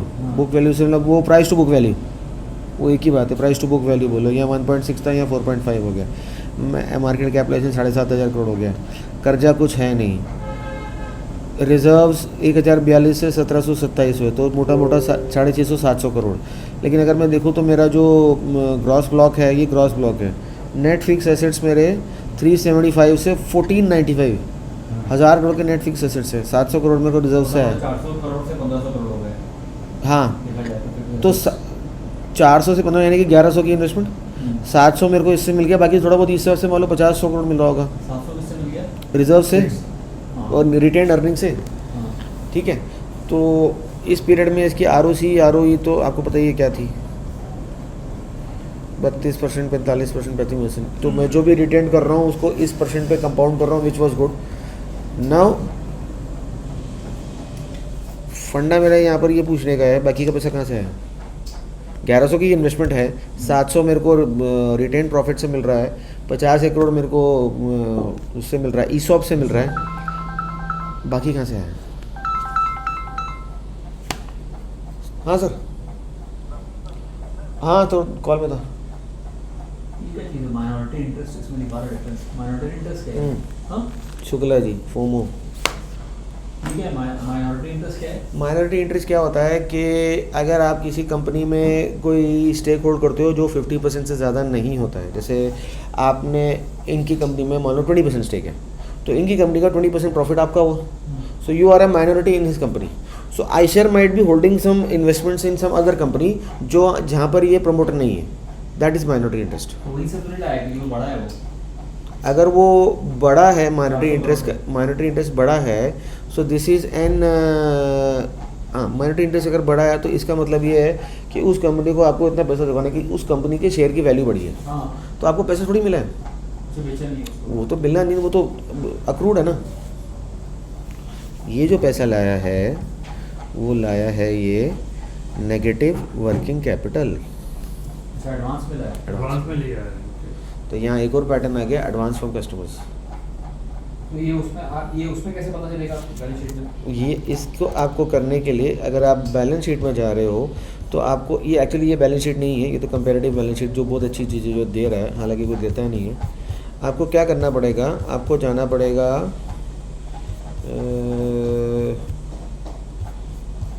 साउथ की कंपनी है साउथ की तो नहीं है, इसका मेन बंदा ये है सिद्धार्थ लाल, इसने चलाया सब, सिद्धार्थ लाल। तो अब बेचा है ना उसके बैलेंस शीट ठीक है। 50 नहीं किया सर, क्योंकि मैं इनको ईमेल किया था ना, मेरे को जब सर्विस नहीं मिल रही थी, याद है ना। रायपुर वाला मेरे को ठीक से सर्विस नहीं दे रहा था, मैं इनके हेड ऑफिस में ईमेल किया था, वहाँ से बम्बू पड़ा उसको, वो अपने आप बुला के मेरी गाड़ी ठीक कर दिया था। अब ये चीज़ आपके पास रिजल्ट्स आता है, इसमें से आपको ऑपरेटिंग प्रॉफिट कैलकुलेट करना आता है। बेसिकली क्या करना है आपने, ये जो मेरी ऑपरेटिंग प्रॉफिट में क्या है कि कभी भी ये अदर इनकम को मत लो, क्योंकि वो आपकी इक्वेशन ख़राब कर देगी। टोटल एक्सपेंसेस पकड़ लो, 921 करोड़ माइनस फाइनेंस कॉस्ट और माइनस डेप्रिसिएशन, ये दो करोगे तो ये जो खर्चा आएगा इसका डिवाइड करोगे तो आपका अपनी प्रॉफिट आ जाएगा। Your operating profit should be equal to और less than cash flow from operations. अगर ऐसा है that means you are getting advances. Operating profit should be equal to और लेस देन हाँ कैश फ्लो फ्रॉम ऑपरेशंस। एक करके देखो example, एक आपको करके देखोगे तो आपको आइडिया आएगा ना। दिस आप ये वाला साल करो 2012 का, तो 2012 में क्या करना है आपने, या ऐसा कर लो, माइनस वाइज मत करो, फॉरगेट दिस नंबर। अच्छा चलो ऐसे कर लो, 921.24 माइनस 0.26 माइनस 17.15 17.15 माइनस 0.26 वो करना है क्या, ऑपरेटिंग निकालना है क्या? Minus 0.26 minus 17.15 17.5 divide by 1179. 1179.3 77%। कितना करोड़? हाँ देखो 921.24 हाँ माइनस 17.15 माइनस 0.26 903.83 हाँ 1179.3 माइनस 903.83, तो आपका ऑपरेटिंग प्रॉफिट है 275.47। मतलब उसको मैंने माइनस कर दिया इसमें से, रेवेन्यू में से, अच्छा ठीक है। डिवाइड बाय 1179.3, तो आपका ऑपरेटिंग प्रॉफिट है 23.5%, 23.3%। ओके 203 करोड़ आपका ऑपरेटिंग प्रॉफिट है, राइट। आपका कैश फ्लो कितना है? 190। इट मतलब मोर और लेस इट इज़ सेम। तो अगर मैं यहाँ जाके देखूँ और इस शीट में जाऊँ, यहाँ मेरा ऑपरेटिंग प्रॉफिट कितना है, ये कंसोलिडेटेड है, अपन स्टैंड अलोन देख रहे हैं। यहाँ मेरा ऑपरेटिंग प्रॉफिट कितना है? 550 करोड़। यहाँ मेरा कैश फ्लो कितना है? मोर और लेस ओके, एग्जैक्ट नंबर कभी नहीं आएगा। 590 से कहाँ गया कैश फ्लो? 405। बट जब कंपनी छोटी होगी, look at 330 and look over here 336। ठीक है, just for the sake of example, अगर मैं बोलूँ डायनेमिक प्रोडक्ट्स स्टॉक बहुत गिर गया और बहुत ख़राब हो गया, सब कुछ हो गया, नाउ यहाँ पर मेरा ऑपरेटिंग प्रॉफिट कितना है? 43 करोड़ 11-12 में। कैश फ्लो कितना है? 48 crore 40 crore, well and fine. यहाँ मेरा ऑपरेटिंग प्रॉफिट कितना है? 36 30 31 18 19 20। मोटा मोटा कहाँ है 36 30 31? कहाँ है 36 30 31?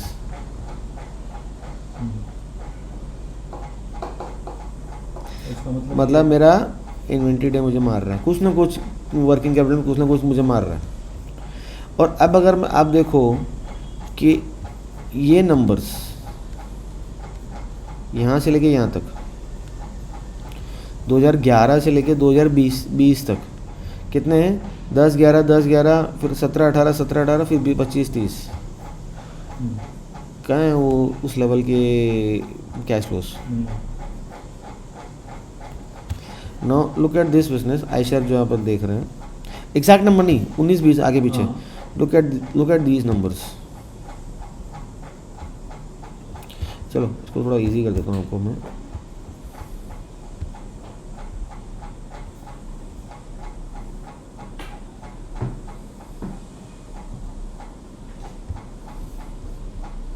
मतलब ये बुक नहीं सिखाती, operating profit to cash flows book नहीं सिखाती। तो ये मेरे कैश फ्लो पहले ही बताया था ऑपरेटिंग प्रॉफिट बताया था पर भूल जाते हैं ना। ये मेरा ऑपरेटिंग प्रॉफिट यहाँ आ गया। इसमें आपने क्या बोला, एडवांस देखने के लिए क्या करना पड़ेगा? अगर ऑपरेटिंग प्रॉफिट जो है it should be equals to greater than operating cash flows, तो इट्स एडवांस हाँ, है ना। इक्वल टू और लेस देन आइडियली। ऑपरेटिंग अच्छा, operating should be less than cash flow.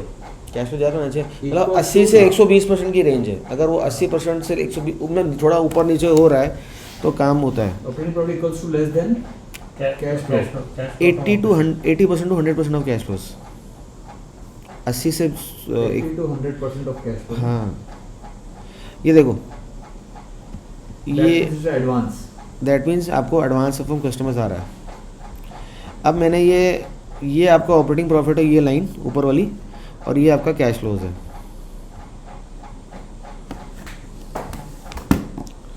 तो यहाँ मेरा ऑपरेटिंग प्रॉफिट कितना है 550 करोड़, कैश फ्लो कितना है 500 करोड़, हार्डली 10%, तो 110% हो गया। यहाँ मेरा कितना 716 715 बराबर, यहाँ 1017 1117 से एक 50-60 करोड़ के आसपास है, तो ये 20% के अंदर, रेंज के अंदर है। यहाँ 1463 मेरा कैश फ्लो है और 1600, अब ये 20% से ऊपर चला गया। यहाँ पर मेरा ऑपरेटिंग प्रॉफिट और ऊपर चला गया, पर कैश फ्लो अब ज़्यादा, वो जो गैप है वो वाइड होता जा रहा है। ये गैप फिर वाइड हो गया, ये गैप और वाइड हो गया, ये गैप वाइड हो गया, ये गैप वाइड हो गया, और ये गैप और वाइड हो गया। So to catch the multibaggers to get when I want till year. नहीं, ये कैश फ्लो कौन सा पकड़ रही है? तो कैश फ्लो ऑपरेटिंग एक्टिविटीज तो आई रहेगी, कैश फ्लो कौन सा है? ये वो कैश फ्लो नहीं है, वो ऑपरेटिंग प्रॉफिट है। वो मैंने वहाँ इसको मैंने सिर्फ फॉर्मूला देखो ना, ईयरली शीट B11, वो कैश फ्लो ले। अच्छा, कैश फ्लो नहीं है, वो ऑपरेटिंग प्रॉफिट है वो। हाँ, ओके, वो तो सिर्फ मैंने वहाँ से फॉर्मूला से वो वैल्यू वहाँ से पकड़ लीजिए। तो जो बाय डिफॉल्ट लिखा आता है, इसको छोड़ो, इसको हटा दो, ये देखो, बेसिकली वो होना चाहिए, कैश फ्लो वो होना चाहिए, ऑपरेटिंग प्रॉफिट होना चाहिए। वो तो सिर्फ डेटा शीट है, इसको तो अपन एडिट करते नहीं ना। तो ये यहाँ तक रीजनेबल था। इसके बाद कंपनी पिक कर रहा है अपने को, ये दोनों अगर सेम आ रहा है तो इसका मतलब है कि इसको एडवांस नहीं मिल रहा है कस्टमर को। अब नहीं मिल रहा, नहीं, मार्च तक नहीं मिल रहा ना, मार्च 2016 तक मिल रहा है ना, क्योंकि वो 10-20% आगे पीछे है ना, 80 से 120% की रेंज में है ना। मतलब अगर 80 से 120, अगर मैं इस वैल्यू को इंटू 120 करूँ, जैसे ये मेरा ऑपरेटिंग प्रॉफिट है ना, so cash flow should be this value into 1.2। अब ये ऊपर वाली वैल्यू क्या मेरी नीचे वाली वैल्यू से बड़ी है? हाँ।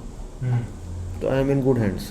और जैसे जैसे ये वैल्यू छोटी मतलब वो बड़ी नहीं होगी, नाउ सी कम होती जा रही है, ठीक है।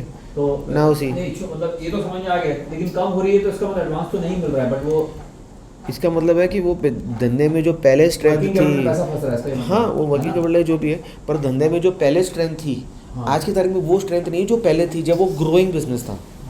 अभी वो मैच्योर बिजनेस है, ठीक है।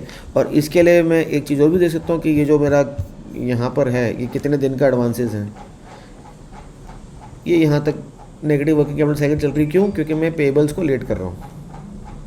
And look at this golden period, हाथों हाथ पैसे 2 दिन 3 दिन में पैसे, जो पहले 20 22 25 दिन था, ठीक है। कैश फ्लोज आर देयर कि it is a negative working capital cycle. जब तक ये नेगेटिव चल रहा है तब तक it is the company is doing something good, but in periods में वो काफ़ी बड़ी हो चुकी है compare to those older periods. तो जो मेरी ग्रोथ यहाँ रहेगी स्पीड से ये यहाँ तक, वो शायद यहाँ नहीं रहेगी, बिकॉज द बेस बड़ा हो गया। नो ये 2012 ये चीज़ हो गई आपकी। अब कंपोनेंट्स जो बेच रहा है, हमने वो चीज़ देखी क्या है इसकी, मोटरसाइकिल की। मोटरसाइकिल में कभी इतनी ग्रोथ नहीं आई थी, लेकिन इस टाइम पे ग्रोथ आपने देखा बहुत ज़्यादा आई, विच वॉज 12, क्योंकि ये आपको डेटा सेगमेंट दे रहा है। अब हाँ, इस डेटा सेगमेंट को उठा के मैं बाकी कंपनी से कंपेयर करूँ तो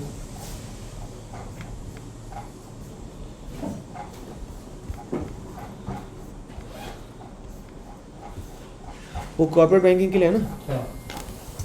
इसमें जो 3 डायरेक्टर हैं, तीनों के सही होंगे। अरे यार, अब कहाँ कराऊँ तीनों के सही? आप आपके पास रख लो, मुझे बेहतर दे दीजिएगा ना, सिर्फ नीचे स्टैम्प लगा के एकदम है ना, और फिर बैक साइड 3 के 2 के 3 है ना इसमें? 4 है वैसे तो, नहीं 3 है 4 हैं।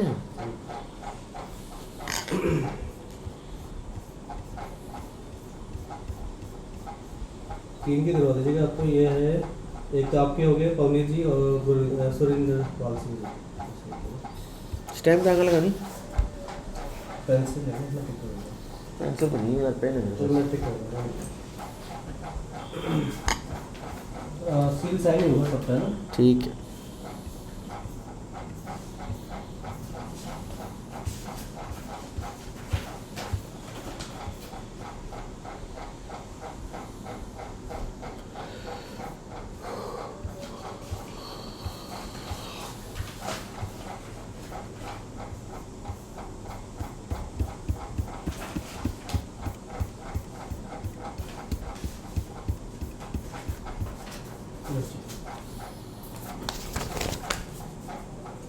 तो करवा लीजिएगा, मैं घर से कलेक्ट कर दूँगा।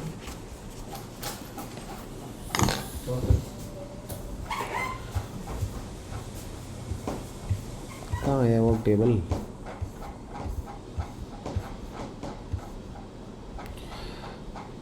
अब यहाँ पर मेरे पास जो ग्रोथ थी 2012 अभी हमने नहीं करा है, हमने 2011 पे लास्ट कैलकुलेशन करी, 2012 पे नहीं करी। अब आप देखो 2012 में टू व्हीलर टू 2011 कंपेयर करो कितना हो गया ग्रोथ।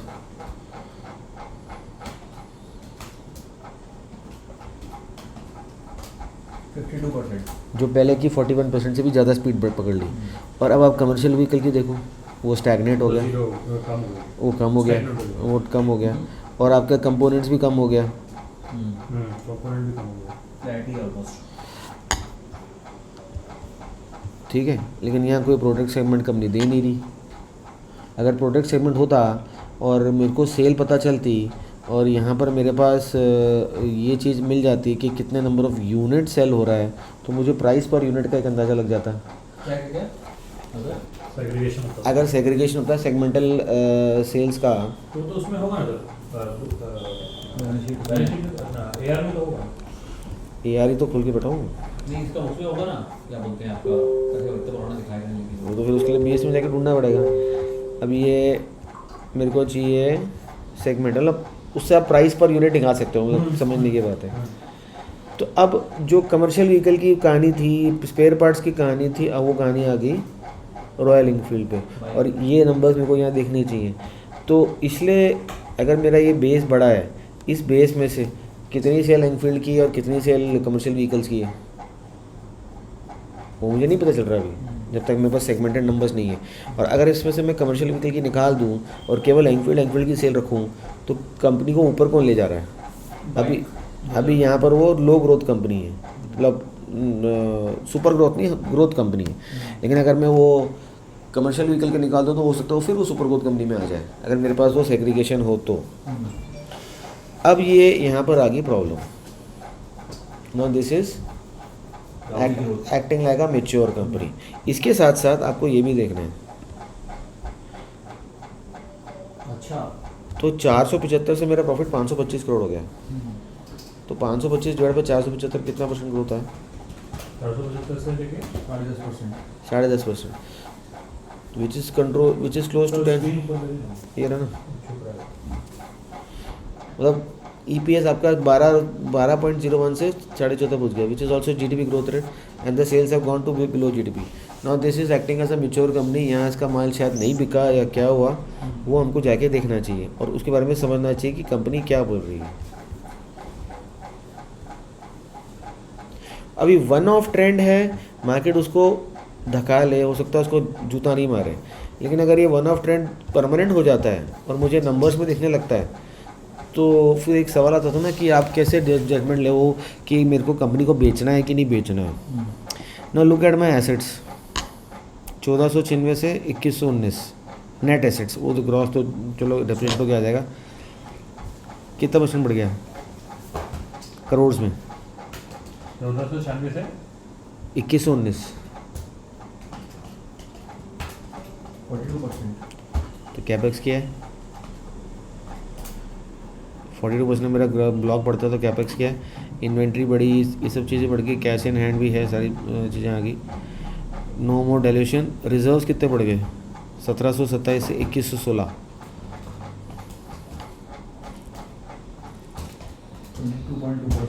22.5%। तो ये जो मेरा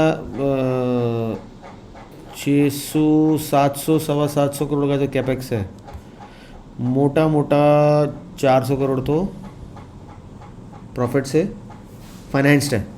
तो एक सवाल था कि what constitutes of the book, this constitutes of the book, ठीक है। ये मार्केट वैल्यू बढ़ गई, मार्केट शेयर हो गया। Now look at the growth numbers, देखो कितना ग्रोथ है, कमर्शियल व्हीकल्स में कितना ग्रोथ है, टू व्हीलर्स में कितना ग्रोथ है।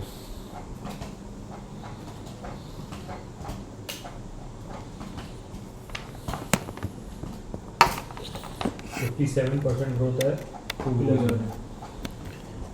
तो इसका मतलब ये हुआ कि धीरे धीरे वो टू व्हीलर की जो ग्रोथ की स्पीड है वो बढ़ती जा रही है, और बाकियों में कम हो गई है, कमर्शियल कम है, कंपोनेंट्स फ्लैटिश है, उसमें हो गया 7% कंपोनेंट्स में, फ्लैटिश है, दोनों में फ्लैटिश है। और- sales revenue excluding inter segment sales, inter segment आपस की sale. Excluding inter segment sales. हाँ ठीक है ना। सेल्स अब रेवेन्यू कोई खास फर्क नहीं, ये 7528 है, 7433 क्या है है। वो चीज़? मैंने अपने सेगमेंट से किसी दूसरे सेगमेंट को कंपोनेंट भेजा, कुछ भेजा, वो आपस में जो सेल होती है ना वो उसको कैंसिल आउट कर देते हैं बाद में जब कंसोलिडेट करते हैं। ये हो गया 2013। 2014 में again it became a super growth company. ठीक है, 2014 में now look at the profit. अच्छा, ये साल के चल रहे हैं, इनके बीच में अपने क्वार्टर्स आए गए हैं, हाँ। तो उससे अपन को इसका ट्रेंड का पता, एक अंदाज़ा चल सकता है। बिकॉज कंटिन्यूअस प्रॉफिट कंटिन्यूअस बढ़ रहा है, भले ऊपर ठीक हो बस अब क्या हो गया है, क्योंकि हम लोग क्या स्टोरी ज़्यादा पढ़ने लग गए, नंबर देखना भूल गए। यहाँ कितना ग्रोथ है? 525 से 702, 34%। Which is good growth and this is also good growth. क्या ये 10% से ऊपर है? हाँ। क्या ये 20% से ऊपर है? हाँ। अब इस टाइम में 2014 में यहाँ हुआ क्या? तो ये रहा 2014 का आपका एनुअल रिपोर्ट।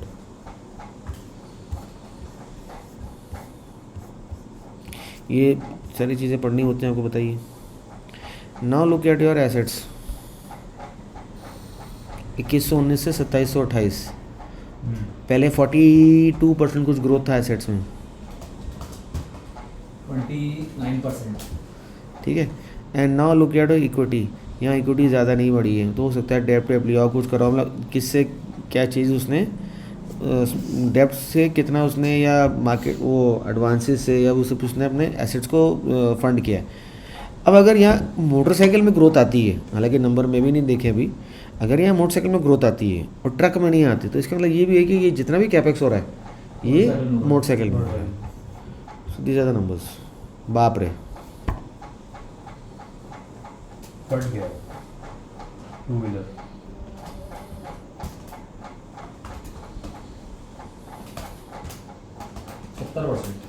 ठीक है, तो इसने कुछ ऐसा किया क्या, और उसी वजह से प्रॉफिट ज़्यादा बढ़ा है। इसने ऐसा किया क्या? अच्छा, ये इसका वो है ये Siddharth Lal. Business has experience a decade of tremendous evolution. हाँ, बाइकर ही है वो, शौक में करा उसने। No selling less than 40,000 for the first decade, century making 50,000 unit, over 3 lakh motorcycle in 2014। Last year letter to you that to create a new category in motorcycle globally. They are, पुराना जो actor नहीं है smart. और ये देखो, और इस period में क्या होता जा रहा है। तो जितने भी मैं कैपेक्स कर रहा हूँ, जितने भी मैं रिटेन अर्निंग्स कर रहा हूँ, उसको एस्ट्रोनॉमिकल रेट पे ग्रो करते जा रहा हूँ। और इसके बाद अगर मेरी वो ग्रोथ रेट भी स्टेबल हो गई, बट मैंने अपना वर्किंग कैपिटल कम कर करके, वर्किंग कैपिटल को एफिशिएंटली मैनेज कर करके यहाँ तक I was king from 2010 till 2018-19। Where did the market started picking out? 17-18। Because अभी मार्केट को पता चल गया कि यार यहाँ पर इसके पास वो ग्रोथ नहीं आ रही, ये वर्किंग कैपिटल से अपना ROC अच्छा रखा हुआ है, अब ग्रोथ चाहिए। 2014 के बाद आया 15 का। चलो इसमें रिजल्ट क्यों नहीं है, यहाँ देख लेते हैं अपन स्टैंड अलोन में। 15 के नंबर स्क्रीनर पे नहीं है। चलो 16 से कोई मिस हो गया वो डेटा, कोई बात नहीं। 16 अपन कंपेयर कर लेते हैं ना, 16 से 14 स्क्रीनर में मिस हुआ होगा ना, हम लोग को तो पब्लिश करना पड़ेगा। कोई बात नहीं। Now this has become a growth company. Now look at the profits, sorry यहाँ पर now the sales have gone down badly. ठीक है, और 30% की ड्रॉप है। Look at the profits.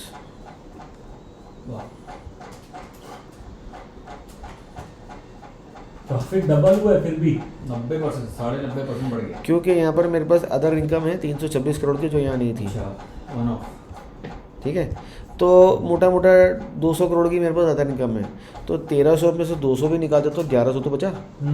तो नॉर्मलाइज प्रॉफिट इज 1110। 62% की ग्रोथ है। फिर भी तो ऐसा क्या हुआ 2016 में? 2015 की रिपोर्ट यहाँ है वैसे BSE में, ये 2016।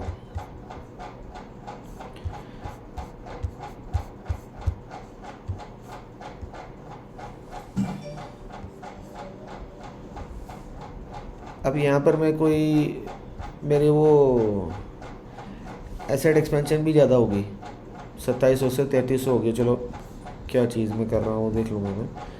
Fix assets, book value, operational performance, look at the 2 wheeler sales. 100% से ऊपर। हाँ 7 डबल हो गई।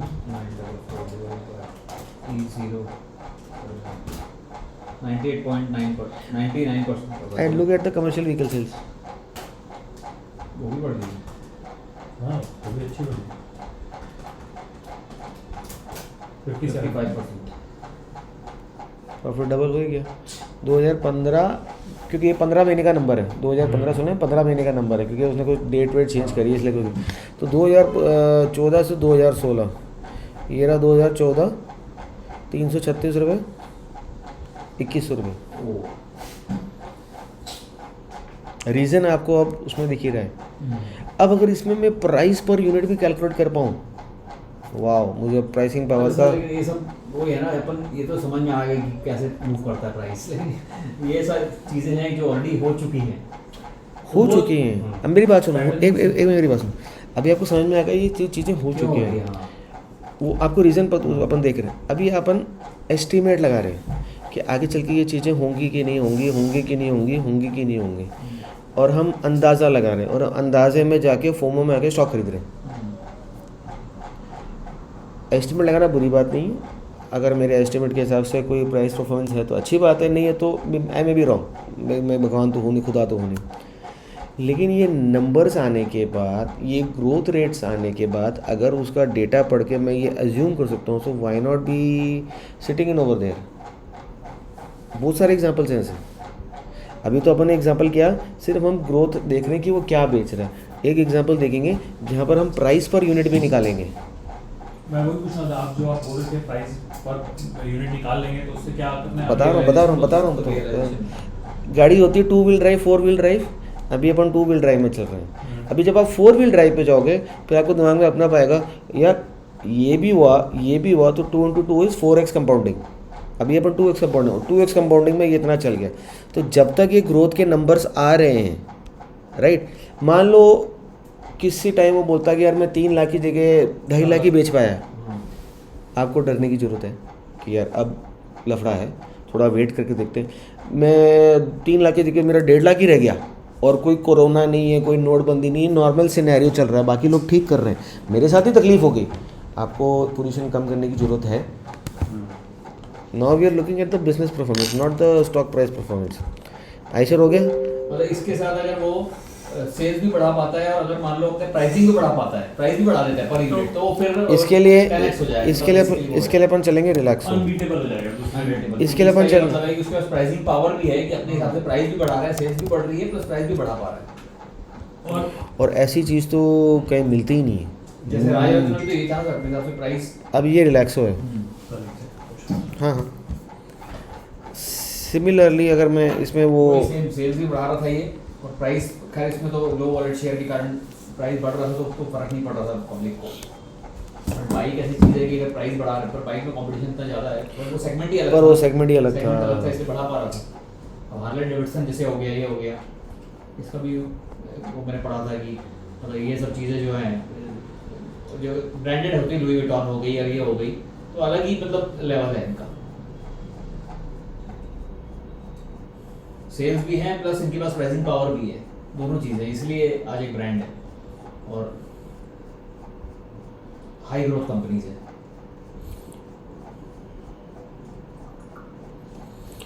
अपने को जाना है हाई ग्रोथ कंपनी में, जरूरी नहीं है कि उसका ग्रोथ शुरू होने से पहले आप उसको पकड़ पाओ। पहले ऐसे चल रहा है, ग्रोथ शुरू होगी वैसे जाने लग गया। अगर वो ऐसे जाने लग गया ना तो भी उसको पकड़ लो, तो भी आप अच्छा रिटर्न बनाओगे। एकदम उसको पिन पॉइंट बॉटम की जरूरत नहीं है। पकड़ नहीं सकता पिन पॉइंट नहीं, तो इसीलिए शायद अपन फिर अपने को पकड़ना यही चाहिए, क्योंकि ये वाला पकड़ना मतलब you need a lot of patience. जैसे हम क्या करते हैं, जैसे मैंने ये एपकोटेक्स है, अभी हम इसको ट्रेडिंग की भाषा में समझो तो ये वो नो ग्रोथ में जा रहा, अचानक ग्रोथ में चला गया, तो हम लोग क्या करते हैं, हम लोग यहाँ लाइनें मारते हैं। इसकी जगह अगर हम बिजनेस में लाइन मारें कि बिजनेस का ब्रेकआउट कहाँ आ रहा है। अब ये फोर्ब्स कंपनी, अभी फोमो हो गया यार, अपन ने कहीं गुड मेरिट तो नहीं ले लिया, बैड मेरिट तो नहीं बेच दिया, ये नो ग्रोथ में जा रहा, डीमर्जर हुआ, सब कुछ अचानक पागल हो गया। Similarly year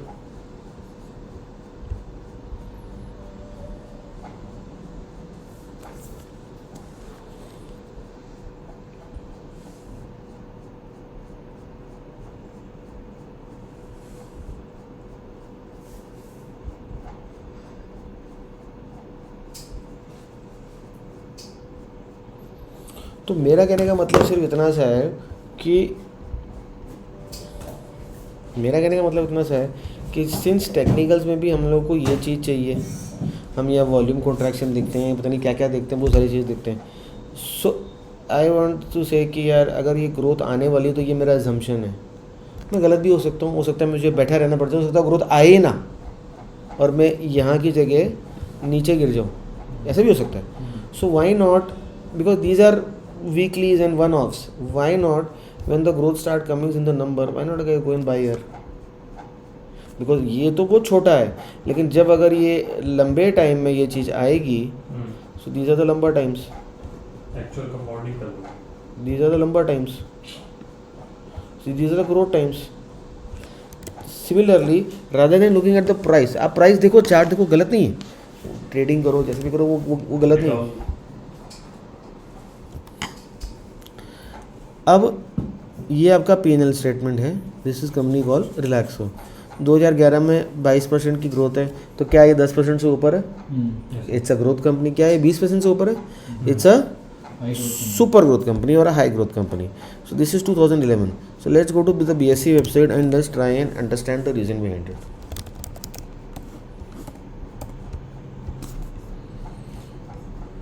financials annual reports 2011 है ना, तो अपन 2010 चलते हैं।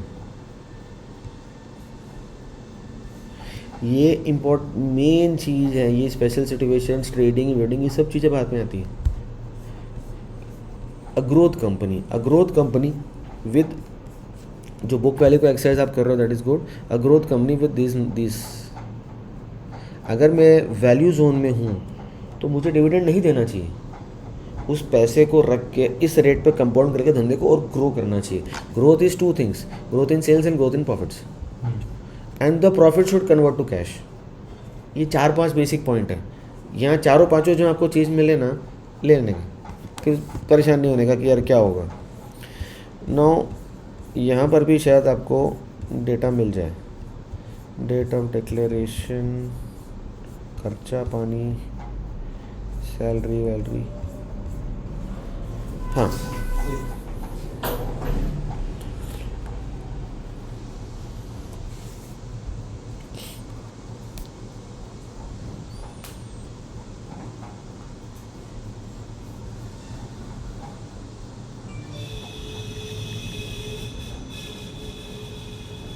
तो सर अभी जो आप फोर्ब्स का दिखा रहे थे, मतलब आप ये कह रहे हो कि फोर्ब्स अभी उस स्टेज में है जहाँ पे हम उसको इस स्टडी के लिए कंसिडर कर सकते हैं, और फोर्ब्स अपने कचरा पट्टी को डीमर्ज करता जा रहा है और हो सकता है कि ग्रोथ में जा रहा हूँ।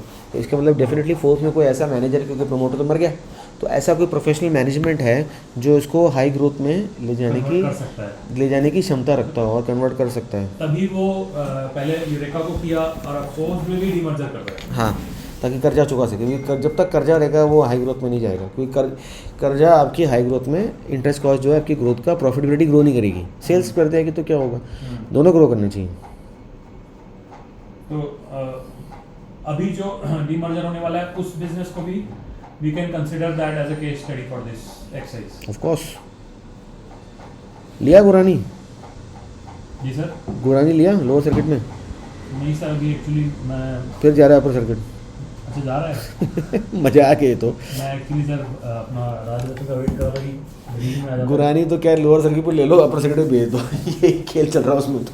अब अपर कहाँ हुआ है, ग्रीन में आ गया। हाँ, 2% ऊपर है, लोअर से ग्रीन में आ गया। इसमें ले रहा था 30% तो मैं कहना लोअर ले लेना। अब ग्रोथ ये 9-10 है, 10 से 11 की ग्रोथ, तो सेल्स मेरी है 676 करोड़ की, और यहाँ मेरी सेल्स कितनी है 553 करोड़।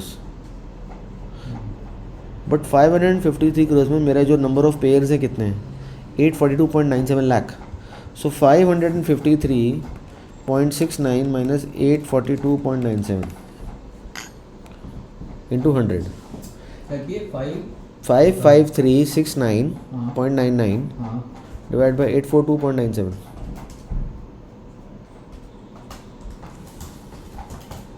ना वो आएगा इस रेट से बेच रहा है बेसिकली 65 रुपये 60 पैसे में वो अपनी चप्पल बेच रहा है।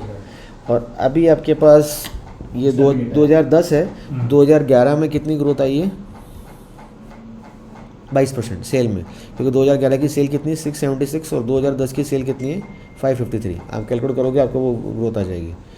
2011 की ईपीएस या प्रॉफिट देख लो 27 करोड़ 1.1।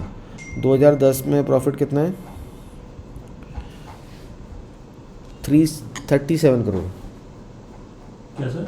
37 crore net profit, 37.69 lakhs. यहाँ प्रॉफिट कितना है? 27 profit is not grown, sales have grown. Price कम हुआ है मतलब नहीं, सेल्स प्राइस तो बढ़ेगा sales have grown, price profit not grown because of interest cost and depreciation cost. खर्चे ज़्यादा है ना। अब यहाँ पर डेप्रिसिएशन कॉस्ट यहाँ कितनी है 15 करोड़, यहाँ डेप्रिसिएशन कॉस्ट कितनी है 21 करोड़। 6 करोड़ क्यों बढ़ गई? नया कुछ मशीन वगैरह लगा होगा। हाँ, नया कुछ मशीन में लगा होगा। तो यहाँ पे मेरा जो नेट फिक्स एसेट्स है कितना था 228 करोड़ का, और यहाँ पे मेरा नेट फिक्स एसेट्स कितना है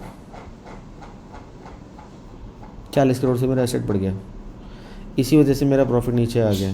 तो ideally I should go and compare the operating profit कि धंधे ने क्या कमाया। तो 72 करोड़ का ऑपरेटिंग प्रॉफिट यहाँ आप निकाल सकते हो ना। आपको समझ में आगे कहानी क्या है, टर्नओवर वनओवर ये सब चीज़ें जो हैं। अब 2010 के बाद मैं 11 का, क्योंकि अगर मैं 12 की शीट खोलूँगा तो 11-12 के दोनों के कंपेरेबल नंबर्स आ जाएंगे। तो I can save my time and just skip 11 and go straight away to 12। 11 में मेरे पास ग्रोथ रेट क्या आ रही है 24%, 25%। अच्छा है, अभी तक आपके पास ये बैरोमीटर्स नहीं थे 10% का और 20% का। अभी आप उन बैरोमीटर से काम कर रहे हो। यहाँ पे मेरा प्रॉफिट कितना बढ़ता है 40 divide by 27 48%। Which is good, और 20 से तो डबल है। Very good. अब यहाँ 2012 में ये 10 आ गया, ये 11-12 आ गया। अगर मुझे पढ़ के भी स्टोरी नहीं समझ में आ रही है तो एटलीस्ट मैं नंबर्स तो समझ सकता हूँ। Even if I am going in a pharma business और अ केमिकल बिजनेस जो जिसके बहुत टिपिकल नाम है जो मेरे पेजे में नहीं घुस रहे, तो कैन आई डू दिस।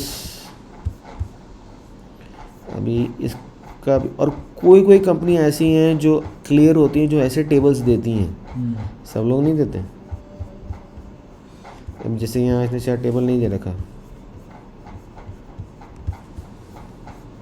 नहीं इसमें नहीं दे रखा इसने। क्या सेगमेंट का? हाँ चलो, यहाँ पे कितना है 16 ग्रोथ है बट हाई ग्रोथ नहीं है।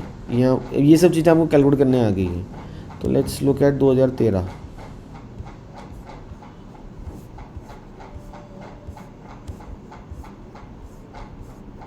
क्योंकि ये क्या दे रहा था अपना मैंने कितने पेयर शूज़ बेचे, ये रहा। तो यहाँ मेरे को 11-12 का भी आ गया, ये भी आ गया। तो 10-11 हमने कहाँ से चले थे हम 10-11, तो 11-12 में ये रहा।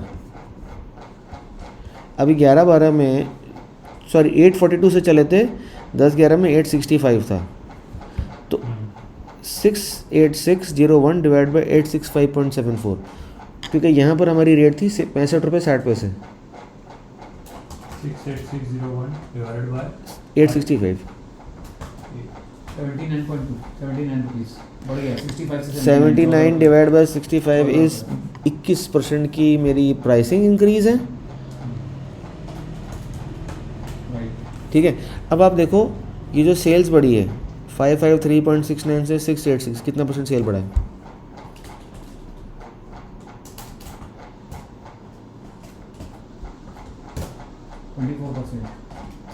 24% की सेल में 21% तो मेरी प्राइस की वजह से बढ़ा है, प्राइस हैक की वजह से।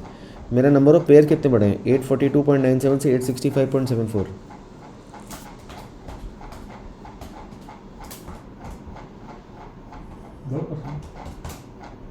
3%। 3-3.5% तो वॉल्यूम बढ़ा है, 21% प्राइस बढ़ा है। तो इतना बड़ा प्राइस है, कौन सी मैनेजमेंट ले पाती है? 2-3% का प्राइस हाइक होता है। Now calculate your price over year.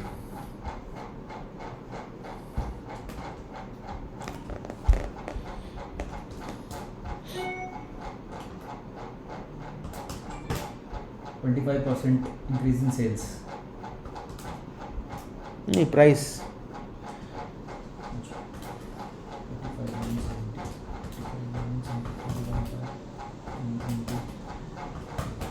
93 rupees. 93 rupees.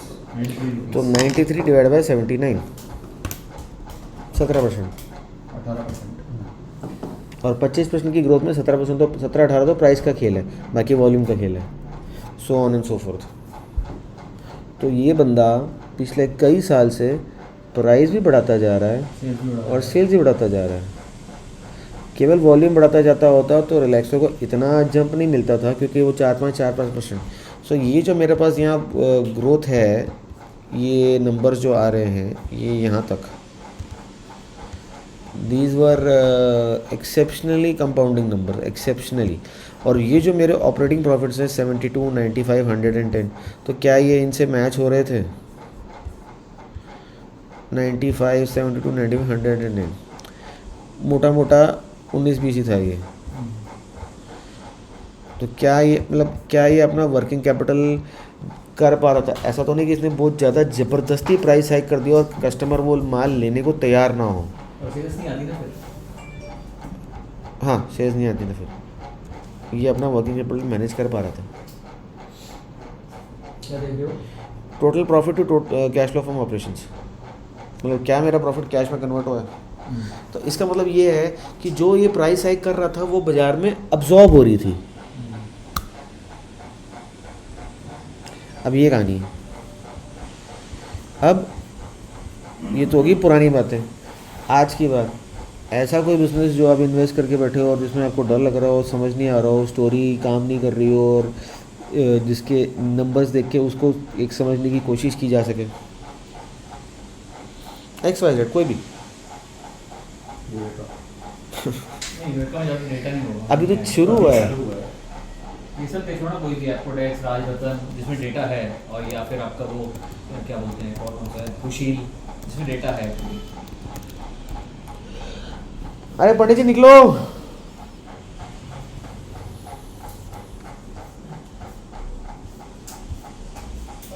हो गया, ले आए, बच जाएगा। बस ठीक। अभी ये रुशील, क्या ये रुशील एक ग्रोथ कंपनी थी यहाँ पर 15, 16, 17? क्या ये 19, 20, 21 में ग्रोथ कंपनी है अचानक? बट दिस अचानक of 86% sales growth has given me the same 86% in profit growth. देखो ना, 23 डिवाइड बाय 40, 64%। उसके पहले भी ऐसी था। बट यहाँ तो इसने कैपेसिटी बढ़ा दी ना, तो अपने को पता है ना सारी कहानी इसकी। अभी 74 करोड़ का मेरा ऑपरेटिंग प्रॉफिट है, ठीक है। TTM में मेरा जो ऑपरेटिंग प्रॉफिट है 120 करोड़ जा चुका है। तो अब देखने की बात ये है कि यहाँ जो मेरा ऑपरेटिंग प्रॉफिट है कितना आया, और गए साल का ऑपरेटिंग प्रॉफिट कितना है? तो 48 डिवाइड बाय 74, पिछले साल का 65% काम तो मैंने एक ही क्वार्टर में कर लिया। अभी तो 3 क्वार्टर हो रहे हैं, ग्रोथ तो आएगी। रुशील लेना बनता है, रुशील लेना बनता है। अगर गिर रहा है तो अच्छी बात है, सस्ता मिलेगा। और जैसे जैसे आप ये नंबर्स देखते जा रहे हो, जैसे जैसे मानो आपको ये सीधा 40 से ग्रोथ रहेगी 6%, 14 से 15, तो 14 के 4 क्वार्टर भी तो निकले होंगे। ये तो बढ़ा नहीं और आप लॉसेस में आ गए, बिकॉज आपके अदर इनकम में एक लॉस आ गई। मार्जिन हमने सस्टेन कर रखा है। सो यहाँ से यहाँ इसको प्रॉब्लम है, वो हम जाके रिपोर्ट्स में समझ सकते हैं। तो Rushil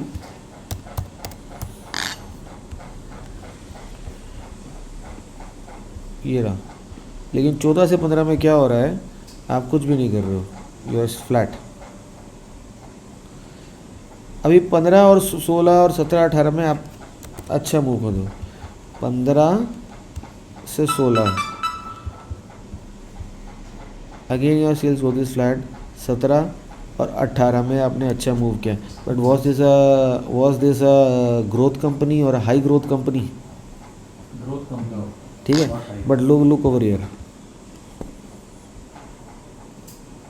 net profit wise it was a high growth 57%।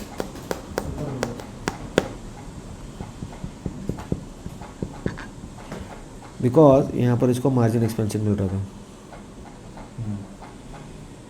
तो मुझे 3 चीज़ें चाहिए। तो इसमें मार्जिन एक्सपेंशन में तो हो सकता है कि रॉ मटेरियल का प्राइस कम हुआ होगा। हो सकता है ना, तभी तो नीचे आया, हाँ तभी तो ये ऊपर गया। नहीं, अभी जो तभी तो ये ऊपर गया। तो हाँ। यहाँ पे हो सकता है इसको रॉ मटेरियल का प्राइस नीचे आ गया होगा, जो पहले बढ़ा होगा उस क्वार्टर में, उस ईयर में। वही आपको, अब आपको क्वेश्चन पता चल गया, इसी का आंसर आपको ढूंढना है। और पहले भी तो ये इसलिए तो ऊपर गया और इसलिए तो नीचे आया,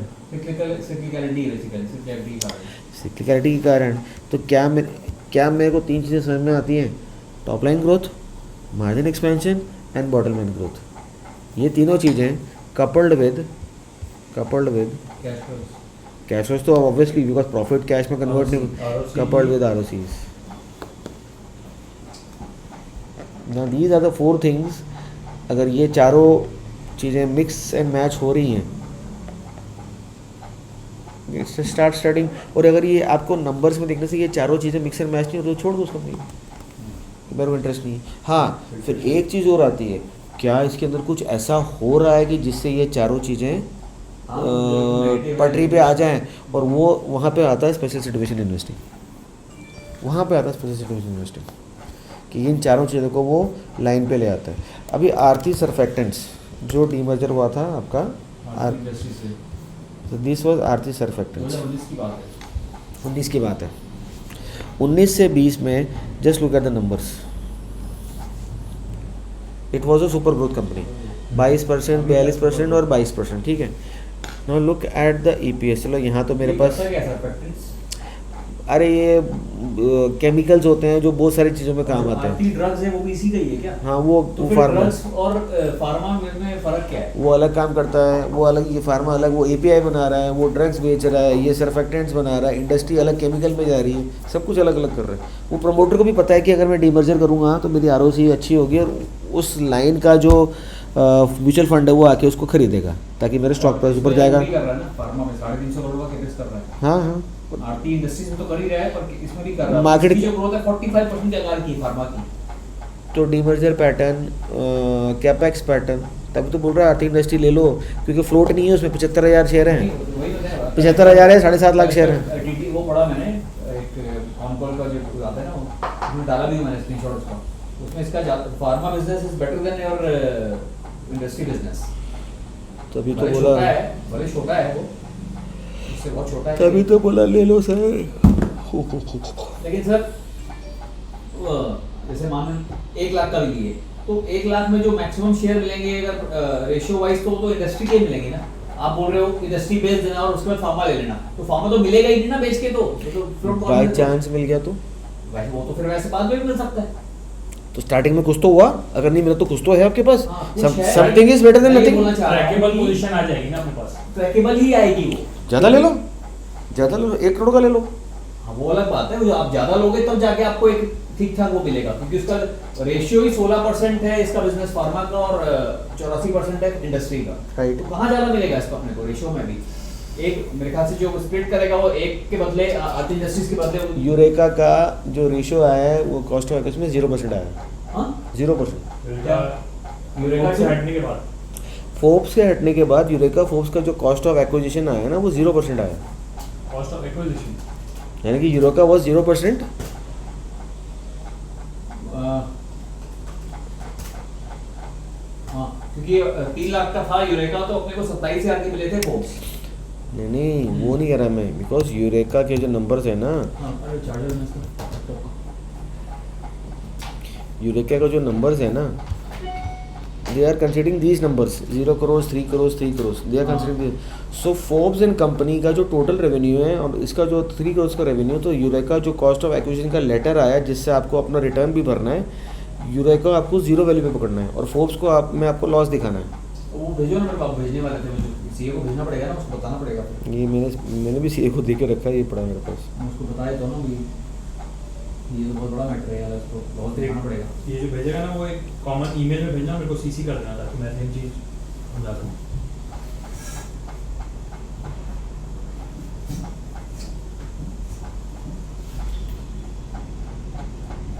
ये रहा यूरेका कॉस्ट लेटर।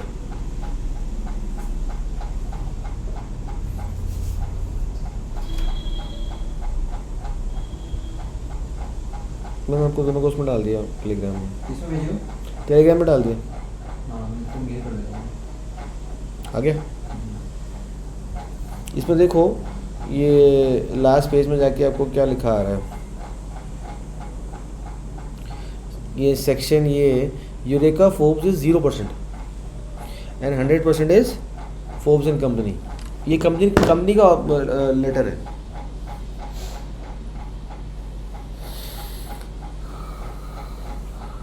क्या बोलूं उसको? Forbes letter, cost of acquisition, cost of acquisition. ये इसको वहाँ दिखाना पड़ेगा मेरे पास। हाँ हाँ, वो कंपनी का एक्सचेंज से लेटर है।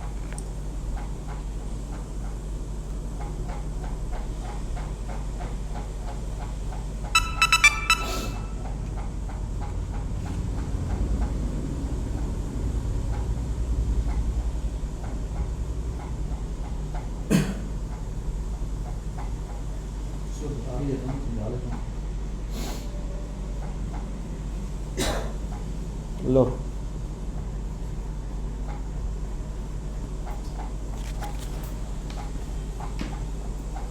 क्या है? अनुपूर्णा। अन्नपूर्णा दिस हो गया क्या? एक्चुअली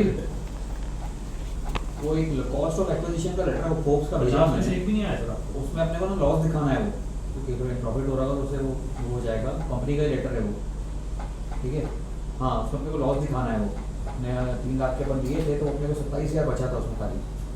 तो वो कैसे आपका लेटर भी है साथ में, कंपनी का लेटर है कॉस्ट ऑफ एक्विजिशन का, वो लगाना पड़ेगा। प्रतीक को भी भेज दिया मैंने।